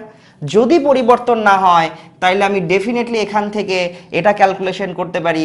আমার ইউ এর মান জানা আছে কত ভাইয়া? ইউ এর মান অর্থাৎ ইউ যে cos 53 ডিগ্রি 6 পেয়েছিলাম, 6 is equal to v cos 37 degree. এখান থেকে আমি ভি এর মান বের করতে পারি 6 ডিভাইডেড cos 37 ডিগ্রি। তাহলে 6 ডিভাইডেড cos 37 ডিগ্রির ভ্যালু কত হবে? 6 আপন cos 37 চলে আসে 7.51। কত? 7.51। তার মানে আমি বলতে পারি যে ভি ছিল 7.51 মিটার পার সেকেন্ড, এত মিটার পার সেকেন্ড। দেখো আমাদের একটা ইয়ে ছিল কি, ওই সময় বেগ কত হবে তা বের করা। ওই সময়ের বেগ বের করে ফেলেছি। ওই সময়ের বেগ কত বলো ভাইয়া? 7.51 মিটার পার সেকেন্ড। তাহলে আমি ওই সময়ের বেগ বের করে ফেলেছি। এখন আমার পরের কোয়েশ্চেন ছিল যে কোন সময়ে, সেই সময়টা কত বা কত সময় পর, ছুড়ে দেওয়ার কত সময় পরে সে ওই 37 ডিগ্রি কোণ উৎপন্ন করেছিল। এখন একটু খেয়াল করে দেখো ভাইয়া যে এই জায়গার ভি বেগটা আমরা পেয়ে গেছি, ভি বেগ তো পেয়ে গেছি। তাহলে ভি এর একটা উপাংশ ওয়াই অক্ষ বরাবর কাজ করতেছে, সেটা কত? V sine 37 degree. তাহলে ওইটা আমার কি বেগ? এখন শেষ বেগ। আমি যে কোনো মুহূর্তের বেগ বলতে কি, ওই টি সময় পরে বেগ কত? ওয়াই অক্ষ বরাবর এত। টি সময় পরে যদি ওয়াই অক্ষ বরাবর বেগ অত হয়, আদি ওয়াই অক্ষ বরাবর বেগ কত? এত। ওখানে আমার জি জানা আছে, তাহলে definitely v is equal to u minus g t এর ফর্মুলা অ্যাপ্লাই করে টি এর মান বের করে ফেলতে পারি। Yes or not? তাই যদি হয় তাহলে বসে আছি কেন, শুরু করি। তাহলে প্রথমে আমাদেরকে ভি পেয়ে গেছি, তাহলে ভি থেকে ভি ওয়াই, ভি সাইন 30 ডিগ্রির মান, ভি ওয়াই এর মানটা বের করে ফেলি। তাহলে প্রথমে আমরা বের করব কার মান? ভি ওয়াই এর মান। চলো ভি ওয়াই এর মানটা বের করি। তাহলে v y is equal to কি? ভি কজ না সাইন 37 ডিগ্রি। তাহলে ভি এর ভ্যালু কত ছিল? 7.51 বের করলাম, সাইন অফ 37 ডিগ্রি। এখান থেকে আমরা ভি ওয়াই বের করে ফেলতে পারি। তাহলে ভি ওয়াই কত? 7.51 সাইন অফ 37 আসতেছে 4.51 বা 4.52। তার মানে কি 4.52 এত ছিল কি ওয়াই অক্ষ বরাবর বেগ মিটার পার সেকেন্ড। এখন দেখো এটা হচ্ছে আমার কি শেষ বেগ। ওই টি সময় পরে বেগ, তো টি সময় পরে শেষ বেগ বলতে পারি। আর আদি বেগ কত? ইউ ওয়াই এর ভ্যালু কত? 8 মিটার পার সেকেন্ড। এখন এটুকু যেতে কতটুকু সময় লাগছে আমি বের করে ফেলতে পারি। কোন ফর্মুলা দ্বারা? এই ফর্মুলা ইউজ করে, v y is equal to u y plus a t. Yes or not? এবার একটু খেয়াল করো, এই যে ভি ওয়াই বস্তুটা কি উপরের দিকে যাচ্ছিল? Positive, definitely positive. তাহলে উপরের দিকে যাচ্ছিল, পজিটিভ হলে কত? ভি ওয়াই এর ভ্যালু কত? ভি ওয়াই এর ভ্যালু হচ্ছে 4.52 is equal to u y এর ভ্যালু কত? ইউ ওয়াই এর ভ্যালু 8 মাইনাস এ ওয়াই এর ভ্যালু কত ভাইয়া? মাইনাস জি না, যেহেতু উপরে যাচ্ছিল, তাহলে মাইনাস জি টি। যদি আমরা ক্যালকুলেট করি তাহলে পাবো কি? জিটাকে এই পাশে নিয়ে আসো, জিটিকে। তাহলে 8 মাইনাস 4.52। যদি এখন টি ক্যালকুলেট করি তাহলে 8.45, 8 মাইনাস 4 পয়েন্ট এত ডিভাইডেড 9.8। এটা ক্যালকুলেশন করলেই আমার সেই কাঙ্ক্ষিত সময় পেয়ে যাব কত সময় পরে গিয়েছিল। তাহলে 8 মাইনাস 4.52 ভাগ 9.8, দ্যাট মিনস 0.36 সেকেন্ড পর।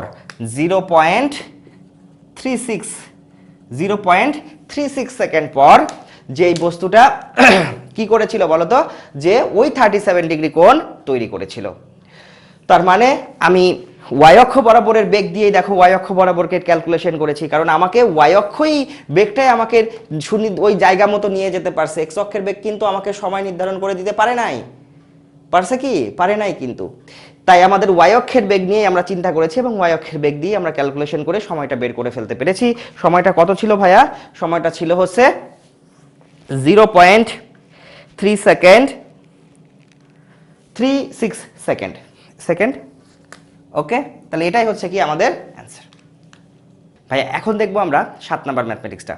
7 নাম্বার ম্যাথমেটিক্সে কি বলা হয়েছে দেখো, একটি বন্দুক হতে আনুভূমিকের সাথে দুটি ভিন্ন কোণে দুটি গুলি নিক্ষেপ করলে তারা যথাক্রমে T1 ও T2 সময় বিচরণ করে একই আনুভূমিক পাল্লা প্রাপ্ত হয়, যেখানে T1 এবং ওই T2 অর্থাৎ বিচরণকাল দুটোর গুণফল r⁴n এর সমানুপাতিক। তবে n এর মান কত সেটা তোমাকে খুঁজে বের করতে হবে। ম্যাথমেটিক্সটা একেবারে ইজি যদি আমাদের কনসেপ্টগুলো মাথায় থাকে। মনে আছে সেই কনসেপ্টের কথা, যে একই রেঞ্জ প্রাপ্ত হবে কখন, একই হরাইজন্টাল রেঞ্জ কখন হবে, যদি তাদেরকে সেম কোণে দুটো অ্যাঙ্গেলে যদি নিক্ষেপ করতে পারি। সেই অ্যাঙ্গেলটা কত, একটা হচ্ছে থিটা আর একটা হচ্ছে কত 90 - থিটা। মনে আছে কিনা? তাহলে সেই থিওরামটা আমরা এখানে ইউজ করি। তাহলে আমরা বলতে পারি যে আমরা জানি একই বেগে এবং থিটা ও 90° - থিটা কোণে নিক্ষিপ্ত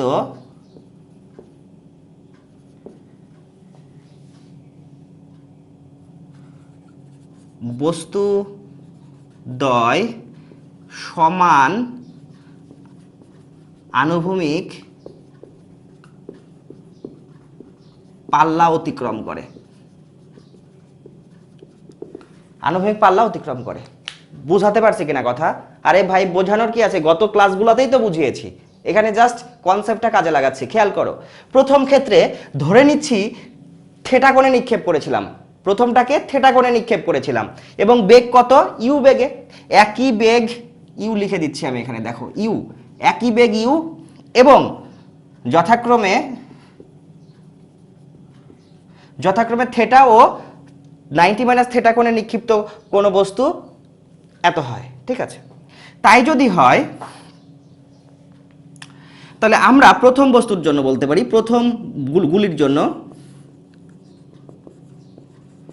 গুলির জন্য T1 ইজ ইকুয়াল টু কি হবে ভাই, T1 ছোটটি লিখছি তাতে কিন্তু সমস্যা নেই, কারণ এখানে বলে দেওয়া হয়েছে বিচরণকাল ছোটটিই ছিল, তাই আমরা T1 লিখতে পেরেছি। আর যদি না হতো তাহলে কিন্তু বড়টি লিখতে হতো। এখন এই ছোটটির পরিবর্তে যদি বলতো যে বিচরণকাল রহিম, তাহলে তোমাকে রহিমই লিখতে হতো।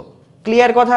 ওকে, তাই যদি হয় তাহলে T1 ইজ ইকুয়াল টু কি, 2u, আদিবেগ কত ছিল, ইউ ছিল, সাইন থিটা ডিভাইডেড ভায়া কত, জি। এটাই তো। ওকে, দ্বিতীয় ক্ষেত্রে বা দ্বিতীয় গুলির জন্য T2 ইজ ইকুয়াল টু কি হবে, 2u, আরে আদিবেগ তো একই হইতে হবে, সাইন কত 90 - থিটা ডিভাইডেড কত বলো, জি। তাহলে এটাকে যদি একটু ক্যালকুলেট করে লিখি আমরা, তাহলে কত লিখতে পারি, 2u cos থিটা বাই জি। আরে ভাই cos থিটা কেন হয়েছে সেটা নিশ্চয়ই বুঝছো তোমরা, cos থিটা কেন হয়েছে সেটা নিশ্চয়ই বুঝতে পারছো। কারণ কি, 90° কোয়াড্রেন্টে ঘুরিয়েছি সাইনকে, তাহলে 90° অনুপাতে ঘুরাইলে কি হয়ে যায়, অ্যাঙ্গেল চেঞ্জ হয়ে যায়। এবার আমাদের কাজ কি হবে ভাই, T1 এবং T2 কে গুণ করে ফেলাই দেওয়া। তাহলে গুণ করে ফেলে দিই, তাহলে T1 into T2 is equal to কত হবে, 2u সাইন জি কেন বলছে, আরে সি, সাইন থিটা ডিভাইডেড কত, জি, ইন্টু এটা কত, 2u cos theta divided g. তাহলে এবার একটু খেয়াল করি, T1 T2 is equal two, দেখি তো ভাইয়া যে এই ইউ ইউ গুণ হয়ে কি হয়ে যায়, ইউ স্কোয়ার হয়ে যায়, সামনে একটা থাকে কত, 4, তাহলে 4u square sine theta into cos theta divided g square. Calculate করতে থাকো, T1 T2 is equal two, একটু খেয়াল করে দেখো ভাইয়া, এই 4 এর ভেতর থেকে 2 যদি একটা এর ভেতরে বের করে নিয়ে যায়, তাহলে sin 2 থিটার ফর্মুলা পেয়ে যাই আমি। তাহলে লিখি sin 2 থিটার ফর্মুলা, তাহলে কি থাকছে, 2u square sin 2i theta divided g square. কারোর কি কোনো আপত্তি আছে এখানে? আপত্তি আছে?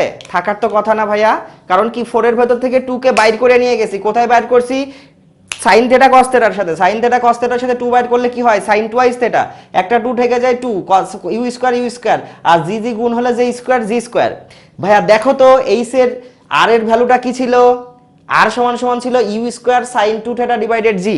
তার মানে আমি যদি এই নিচের জিটাকে এক্সট্রা একটা করে জি লিখি, তাহলে অবশ্যই আমি বলতে পারি যে u square sine twice theta divided g is equal to কত, আর। পারি কিনা বলতে অবশ্যই পারি। তাই যদি পারি তাইলে এটা সমান সমান লিখতে পারি কি 2r ডিভাইডেড জি, 2r ডিভাইডেড জি। এখন একটু খেয়াল করে দেখো, 2 তো কনস্ট্যান্ট, জি তো কনস্ট্যান্ট, তাহলে 2 যদি কনস্ট্যান্ট হয়, জি যদি কনস্ট্যান্ট হয়, তাহলে কি আমি বলতে পারি 2g কনস্ট্যান্ট আর এইটুকু হচ্ছে আর। তার মানে এইটুকুকে মুছে দিয়ে আমি অবশ্যই বলতে পারতাম কি বলতো, প্রপোর্শনাল টু বা সমানুপাতিক। প্রপোর্শনাল টু বা সমানুপাতিক বলেছিল, দেখো t1 t2 এর গুণফল সমানুপাতিক r two the power n। ভাই r এর পাওয়ার কত আছে এখানে, 1, r এর পাওয়ার কত 1। তার মানে আমি এখন অবশ্যই বলতে পারি n ইজ ইকুয়াল টু কত ছিল বলো, 1। এটাই হচ্ছে আমাদের অ্যান্সার। আমি নিশ্চয়ই বোঝাতে পারছি তোমাদের যে কনসেপ্টগুলো কত ইম্পর্টেন্ট সেটার ফিল তোমাদেরকে দেওয়ার চেষ্টা করছি। তাহলে এরপরে নিশ্চয়ই তোমরা এই টাইপসের ম্যাথমেটিক্সগুলো করতে পারবা। ওকে ভাইয়া, এখন আমরা দেখব 8 নম্বর অঙ্কটা। 8 নম্বর অঙ্কে কি বলা হয়েছে একটু দেখো, যে একটি প্রাসের দ্বিমাত্রিক অবস্থান যথাক্রমে x ইজ ইকুয়াল টু, মানে x এর দিকে অবস্থান x is equal two 4t square plus 2t plus 3 এবং y অক্ষের দিকে হচ্ছে 5t প্লাস 7, দুটি সময়ের উপর নির্ভরশীল। অর্থাৎ এক্স এর দিকেও অবস্থানটাও সময়ের উপর নির্ভরশীল, ওয়াই এর দিকের অবস্থানটাও সময়ের দিকে নির্ভরশীল। তবে 2 সেকেন্ড পর প্রাসের বেগ নির্ণয় করো। 2 সেকেন্ড পরে তাহলে কি নির্ণয় করতে হবে, প্রাসের বেগ নির্ণয় করতে হবে। তাহলে এবার একটু খুব খেয়াল করে দেখি এক্স এবং ওয়াই কি। এক্স এবং ওয়াই হচ্ছে এক্স অক্ষের উপর অবস্থিত, এক্স অক্ষ বরাবর প্রাসের সরণ, ওয়াই হচ্ছে ওয়াই অক্ষের বরাবর সরণ। কেমন, সাপোজ এটা যদি একটা প্রাস হয়, তাইলে আমি বলেছিলাম মনে আছে, যে কোনো একটা বিন্দু এক্স ওয়াই এর উপরে আছে, এই পথের উপরে প্রাসের যে গতিপথ তার উপরে একটা নির্দিষ্ট বিন্দু আছে, কত বলো, এক্স ওয়াই। অর্থাৎ বস্তুটা এক্স অক্ষ বরাবর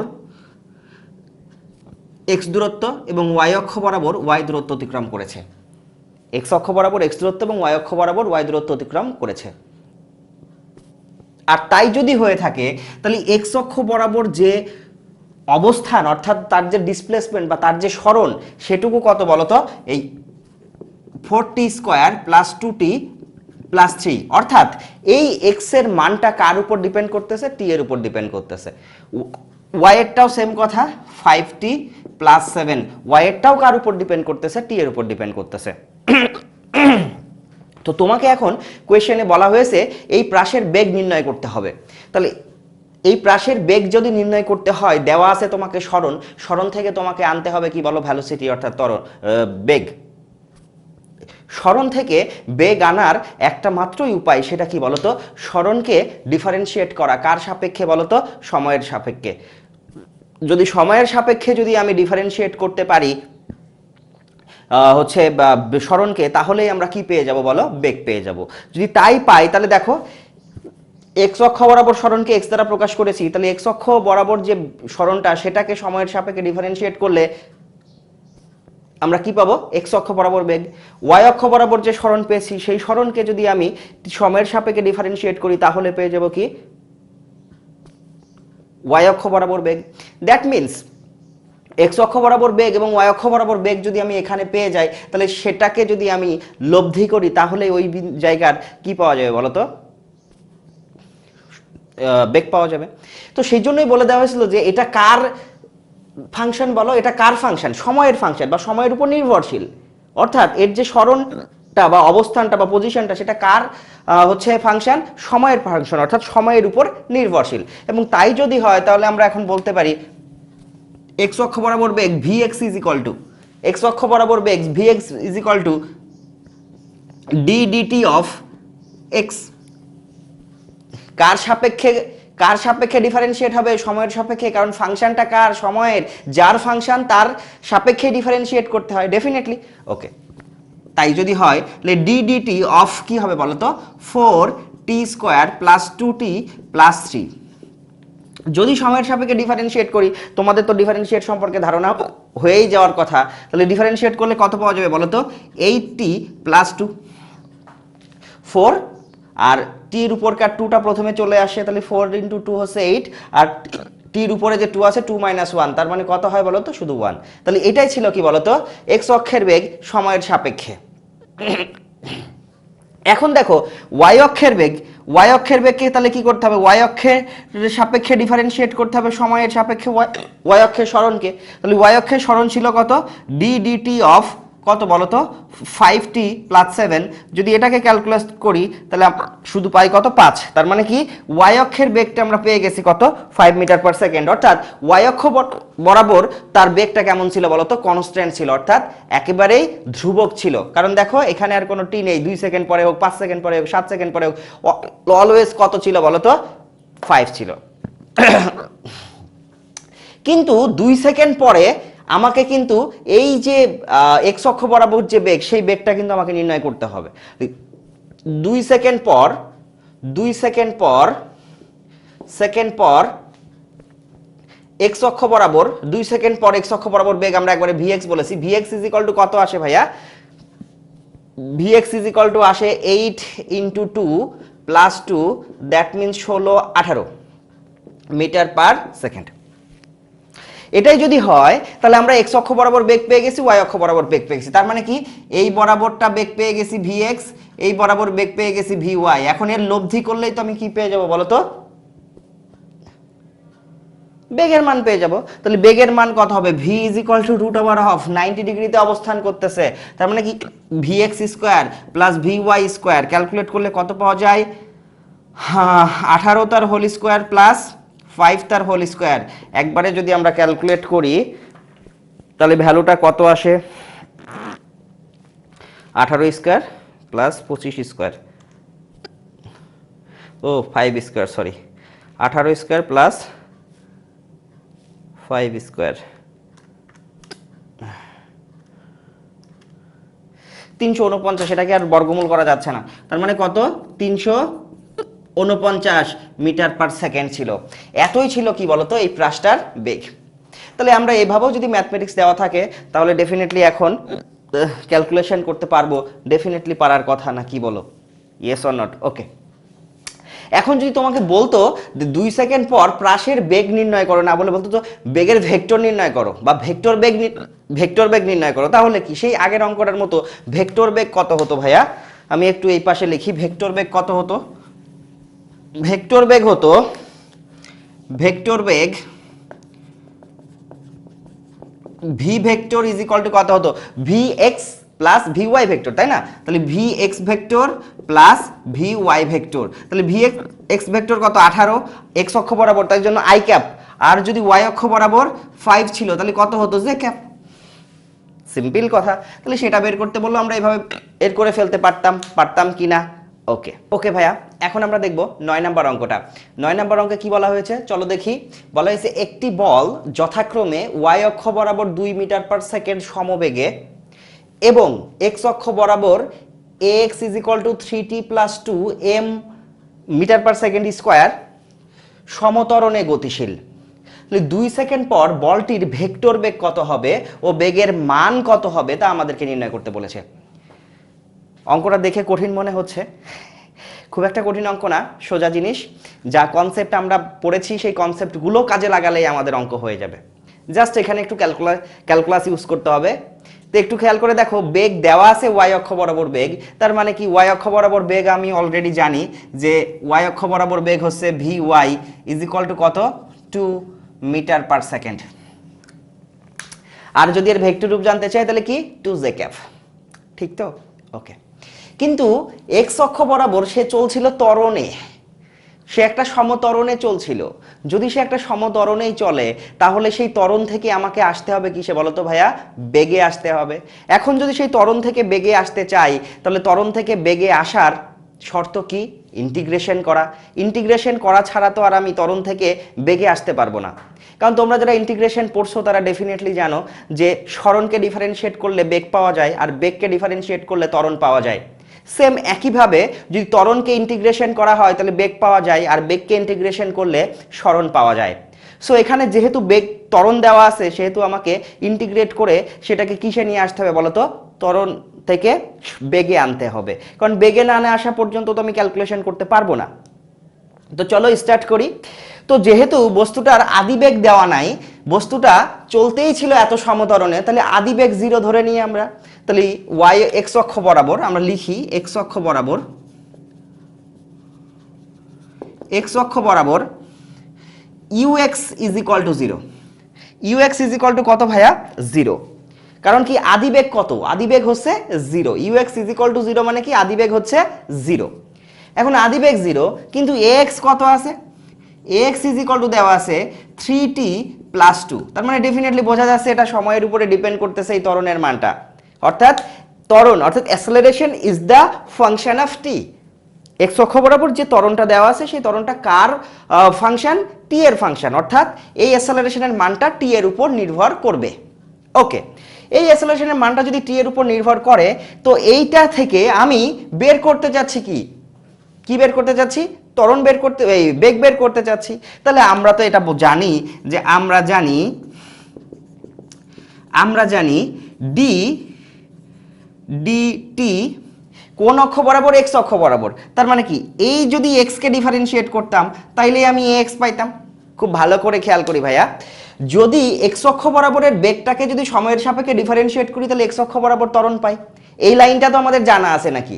আমরা এখান থেকে বের করতে চাচ্ছি তাহলে কার মান বলো তো ভাইয়া? ডেফিনেটলি ডিভি এর ভিএক্স এর মানটা। তাহলে সমস্যা কি? আর গুণন করে দিই। যদি এটাকে আমরা আর গুণন করি তাহলে ডিভিএক্স ইজ ইকুয়াল টু আমরা বলতে পারি এএক্স অর্থাৎ এক্স অক্ষ বরাবর ত্বরণ ইন্টু ডিটি। পারি কিনা? ডেফিনেটলি পারি।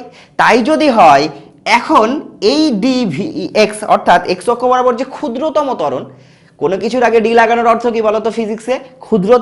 ক্ষুদ্রতম বেগটাকে যদি বড় বেগে পরিণত করতে হয় তাহলে ইন্টিগ্রেশন করতে হবে। ওকে, করো integration d v x is equal to integration of a x d t. Yes or not? A x d t. এখন তাই যদি হয় তাহলে এর একটা লিমিট থাকবে এবং এর একটা লিমিট থাকবে কিনা ভাইয়া? ডেফিনেটলি লিমিট থাকতে বাধ্য। সেই লিমিটের ভ্যালুটা কত?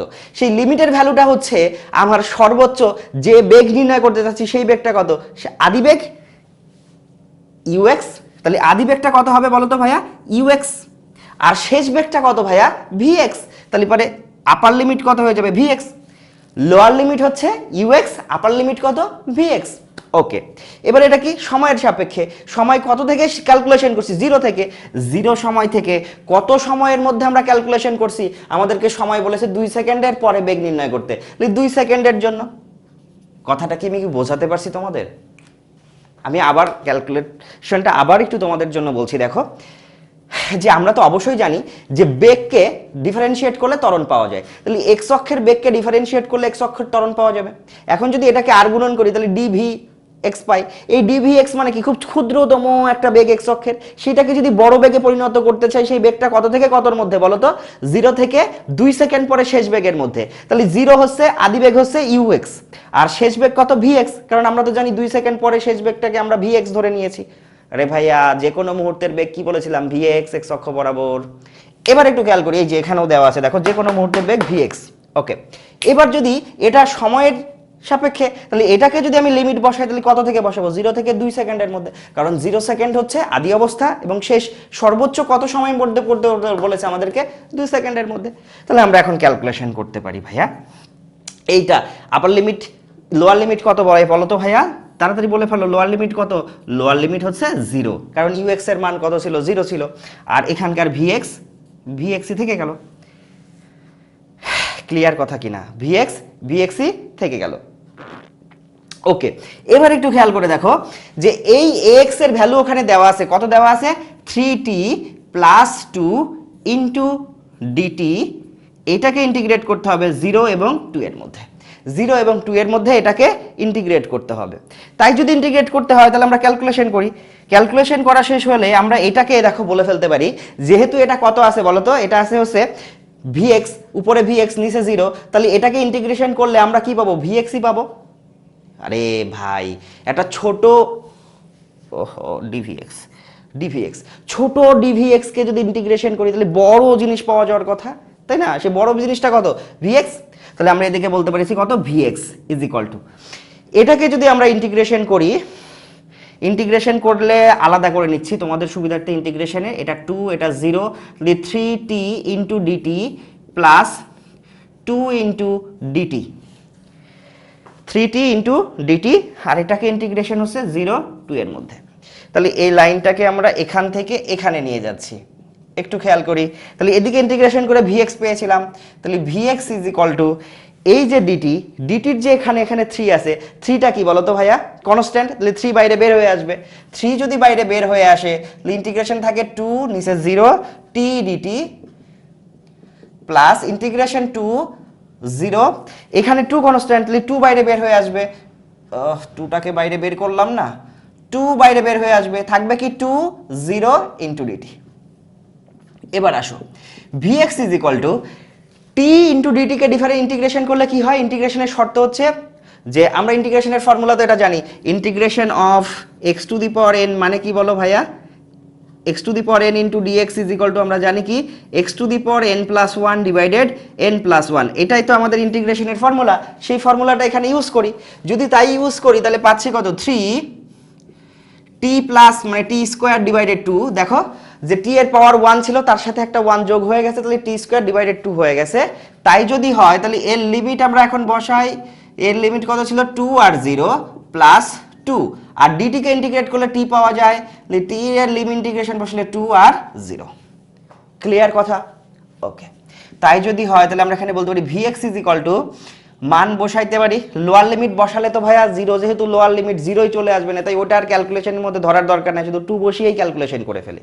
2 বসিয়ে ক্যালকুলেশন করলে 3 ইন্টু 4 ডিভাইডেড 2 প্লাস 2 ইন্টু 2, যদি ক্যালকুলেশন করছি তাহলে VX is equal two 2 cancel out হলে থাকে 2 2 2 দুগুণে 3 দুগুণে 6 প্লাস 4, অতএব ভিএক্স ইজ ইকুয়াল টু কত?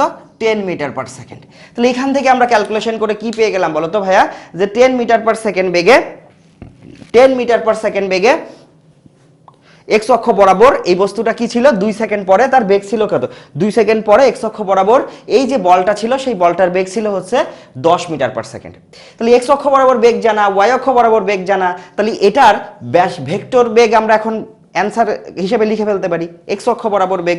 তাহলে ভেক্টর বেগ যদি অ্যান্সার হিসেবে লিখতে চাই তাহলে আমি এই পাশটাতে লিখছি, দেখো অ্যান্সারগুলা এক্স অক্ষ বরাবর। তাহলে ভেক্টর বেগ কত হবে? ভিএক্স, এক্স অক্ষ বরাবর ভিএক্স, তাহলে এটার পুরো ভেক্টর চিহ্ন, ভিএক্স এর উপরে ভেক্টর চিহ্ন প্লাস ভি ওয়াই এর উপরে ভেক্টর চিহ্ন। ক্লিয়ার কথা কিনা? তাই যদি হয় একটু খেয়াল করে দেখো তো, ভিএক্স বরাবর বেগ কত ছিল? 10 মিটার পার সেকেন্ড। এক্স অক্ষ বরাবর কোন একক ভেক্টর? আই একক ভেক্টর। তাহলে 10 কে যদি আই ক্যাপ দ্বারা গুণ করি তাহলে এই ভিএক্স বরাবর বেগ পেয়ে যায়। তাহলে 10 কে আই ক্যাপ প্লাস এটা কত ছিল? 2, তাহলে 2 জে ক্যাপ। তাহলে এটাই ছিল কি ভেক্টর রূপ। এখন বলেছে এর মান বের করতে, এর মান আমরা বের করতে পারি, তাহলে ভেক্টরের মডুলাস লাগিয়ে মান বের করে ফেলতে পারি, 10 square plus 2 square, that means root over of 104, এতই হবে কি আমাদের অ্যান্সার। বা তুমি চাইলে এটাকে ভাঙিয়ে লিখে নিতে পারো। ক্লিয়ার কথা? আমি নিশ্চয়ই তোমাদেরকে বোঝাতে পারছি এই পর্যন্ত, যে যদি আমাদের কখনো এরকম করে ত্বরণ দেওয়া থাকে এবং সেটাকে যদি সময়ের ফাংশন আকারে দেওয়া থাকে তাহলে তোমাকে কি করতে হবে বলো? টোটালি ইন্টিগ্রেট করে ক্যালকুলেশনটা করতে হবে। আর ইন্টিগ্রেশনটা তোমরা নিশ্চয়ই বুঝতে পেরেছো। তো এই ছিল এই ম্যাথমেটিক্সটা, আমি আশা করি এখন তোমরা পারবা। তাহলে ভাইয়া এবারে আমরা দেখব 10 নম্বর অঙ্কটা। 10 নম্বর অঙ্কে কি বলা হয়েছে দেখো, আনুভূমিকের সাথে দুটি ভিন্ন কোণে নিক্ষিপ্ত দুটি বস্তুর আনুভূমিক পাল্লা সমান এবং সর্বোচ্চ উচ্চতা যথাক্রমে h1 ও h2। সর্বোচ্চ উচ্চতা কত? h1 ও h2। তাহলে এ নাম্বার কোয়েশ্চেনে বলা হয়েছে h1 h2 ও r এর মধ্যে সম্পর্ক নির্ণয় করো, আর h1 into h2 proportional to r two the power n হলে n এর মান কত তা নির্ণয় করো। কোয়েশ্চেন দুটো নিশ্চয়ই বুঝতে পারছো, যে বলা হয়েছিল যে দুটি ভিন্ন ভিন্ন কোণে, দুটি ভিন্ন ভিন্ন অ্যাঙ্গেলে দুটি বস্তুকে নিক্ষেপ করা হয়েছিল, তাদের আনুভূমিক পাল্লা সমান হয়ে গেছে এবং তাদের সর্বোচ্চ উচ্চতা একটা h1 হয়ে গেছে এবং আরেকটা h2 হয়ে গেছে। তো এখন তোমাকে কোয়েশ্চেনে বলা হয়েছে H1 H2 ও R এর মধ্যে রিলেশন নির্ণয় করো, সম্পর্ক নির্ণয় করো, এবং বি নাম্বার কোয়েশ্চেনে বলা হয়েছে যে H1 ইন্টু H2 যদি প্রপোর্শনাল টু R হয় তবে R two the power n হয়, তাহলে n এর মানটা কত সেটা তোমাকে বের করতে হবে।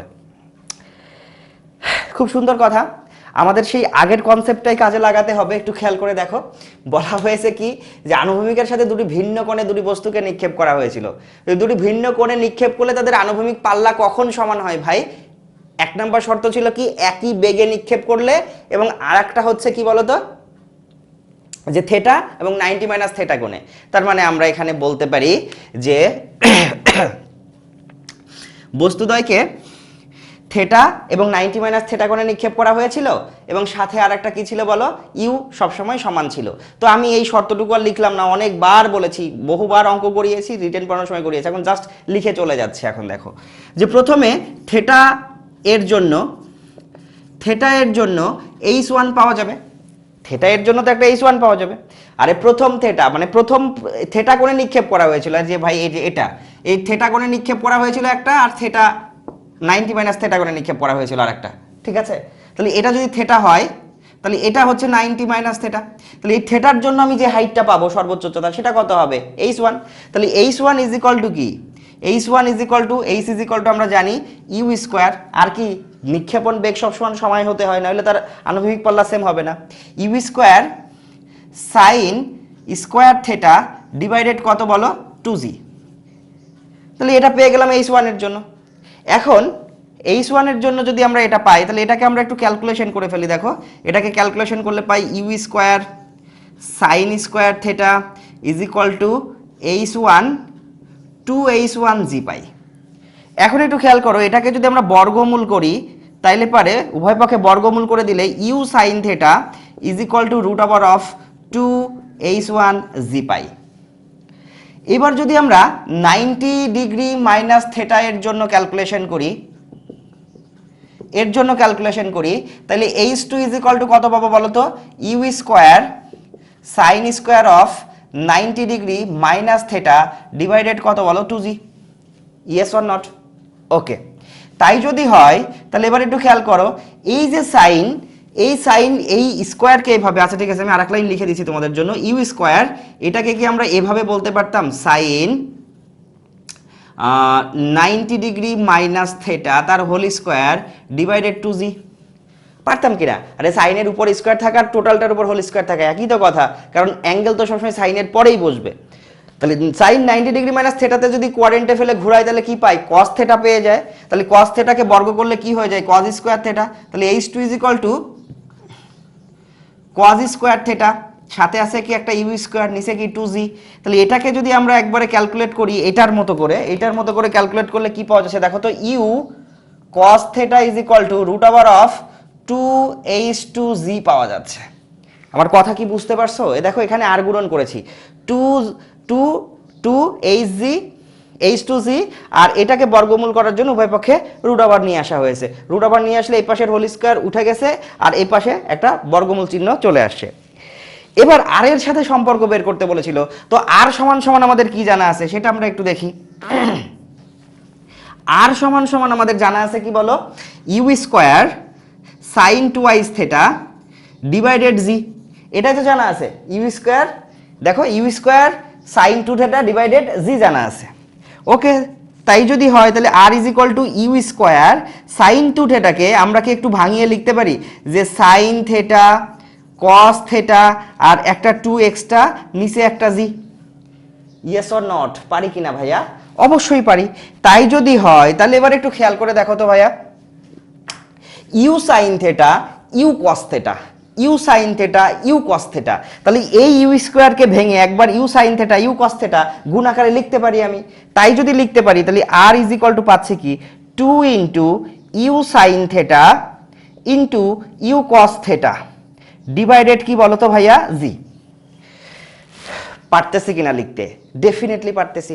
তাই যদি পারি তাহলে এখান থেকে আমরা ক্যালকুলেশনটাকে এখানে উঠিয়ে নিলাম, নিয়ে আমি এখন বলতে পারি দেখো যে আর ইজ ইকুয়াল টু এই ইউ সাইন থেটা সমান সমান কি জানি? ইউ সাইন থেটা সমান সমান root over of 2 root over of, আগে একটা 2 আছে, root over of 2h1z into, দেখো আবার যে ইউ কস থেটা সমান সমান কি জানি 2h2z ডিভাইডেড নিচে একটা জি।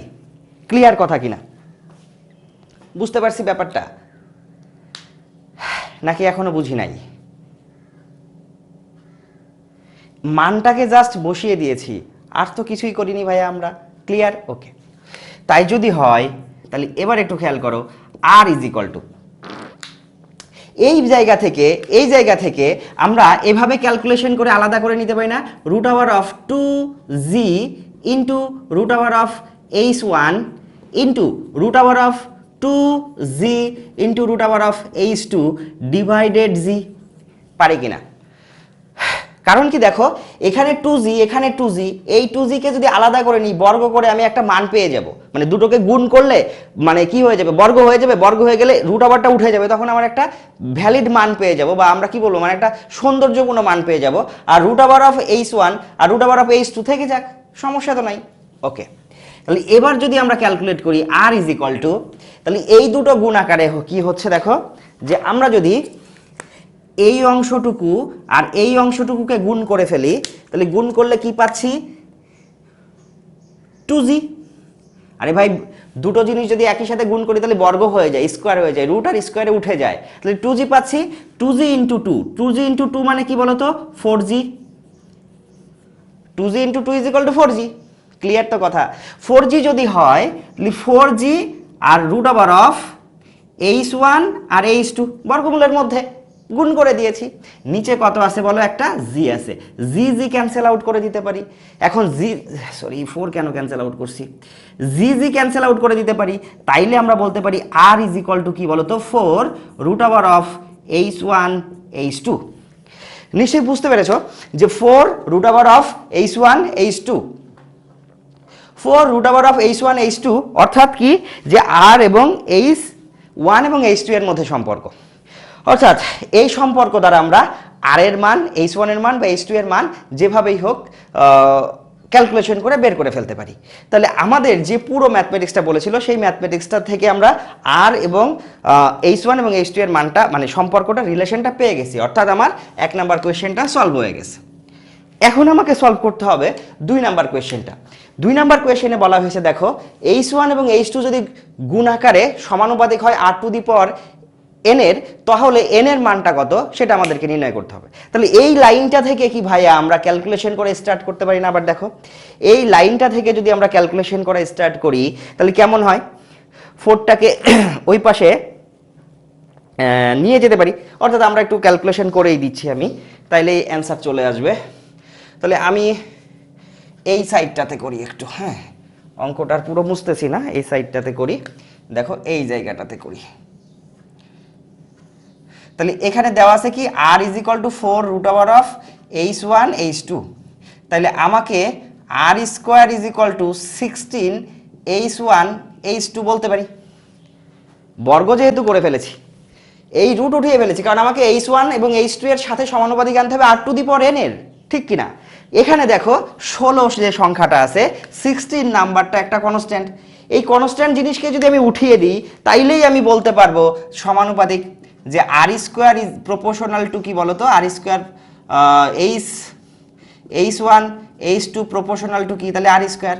যেহেতু 16 উঠিয়ে দিয়েছি, 16 উঠানোর পরে যদি আমি h1 h2 proportional to R square বলতে পারি, তাহলে আমি অবশ্যই বলতে পারি যে এইটাই ছিল h1 h2 এর গুণফলটাই ছিল আর টু দি পাওয়ার n এর কি বলতো সমানুপাতিক। তার মানে কি n এর ভ্যালু এখান থেকে কত হবে, 2 হবে।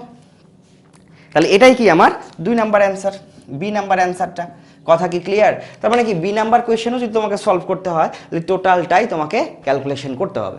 তাহলে আমরা আবার দেখতে পাচ্ছি যে ম্যাথমেটিক্সটা আছে সেখানে h1 এর মান, h2 এর মান এখানে কোত্থেকে পেয়েছি, কারণ আমরা জানি যে একই রেঞ্জ তখনই অতিক্রম করবে দুটো ভিন্ন অ্যাঙ্গেলে যদি তারা 1 নাম্বার শর্ত একই বেগে নিক্ষেপ করা হয় এবং তারা একটা কোণ থেটা হয় এবং অপর কোণ 90 মাইনাস থেটা হয়। তো দেখো একটা কোণ থেটা এর জন্য নিয়েছি, একটা কোণ 90 মাইনাস থেটা এর জন্য নিয়েছি, ক্যালকুলেশন করে আমাদের অ্যান্সারটা চলে আসে। তাহলে এভাবেই কি করব আমরা বলো, এই গ্রাউন্ড টু গ্রাউন্ড যে ম্যাথমেটিক্স আছে এই ম্যাথমেটিক্স এইভাবেই আমরা কি করব, সলভ করতে থাকবো। এখন আশা করি তোমরা এই গ্রাউন্ড টু গ্রাউন্ড অর্থাৎ ভূমি থেকে ছুড়ে দিলাম একটা বস্তুকে, সে ভূমিতেই ফিরে আসলো, সেই টাইপসের ম্যাথমেটিক্সগুলো সলভ করতে পারবা। এর বাইরে আর কি ম্যাথমেটিক্স আছে বলে আমার মনে হচ্ছে না। তোমরা এগুলোই যদি ক্যালকুলেশন করতে পারো তাহলে বাকি সমস্যাগুলো সমাধান করতে পারবা। আর যদি কোনোটা সমস্যার সমাধান না করতে পারো তাহলে অবশ্যই আমাকে কমেন্ট করে অথবা ফোন করে জানাবা, আমি চেষ্টা করব তোমাদের প্রবলেমসটাকে সলভ করার। এর নেক্সট যে পার্টটা থাকবে সেই পার্টটাতে আমরা কোনো বস্তুকে যদি একটা টাওয়ার থেকে ছুঁড়ে ফেলা হয় তাও তো সে প্রাস হতে পারে, সেই সব ম্যাথমেটিক্স বা নিচ থেকে টাওয়ারকে লক্ষ্য করে যদি আমরা কোনো বস্তুকে ছুঁড়ি সেই রকম ম্যাথমেটিক্স নিয়ে আলোচনা করব। তো আজকে পর্যন্তই, ভালো থাকো।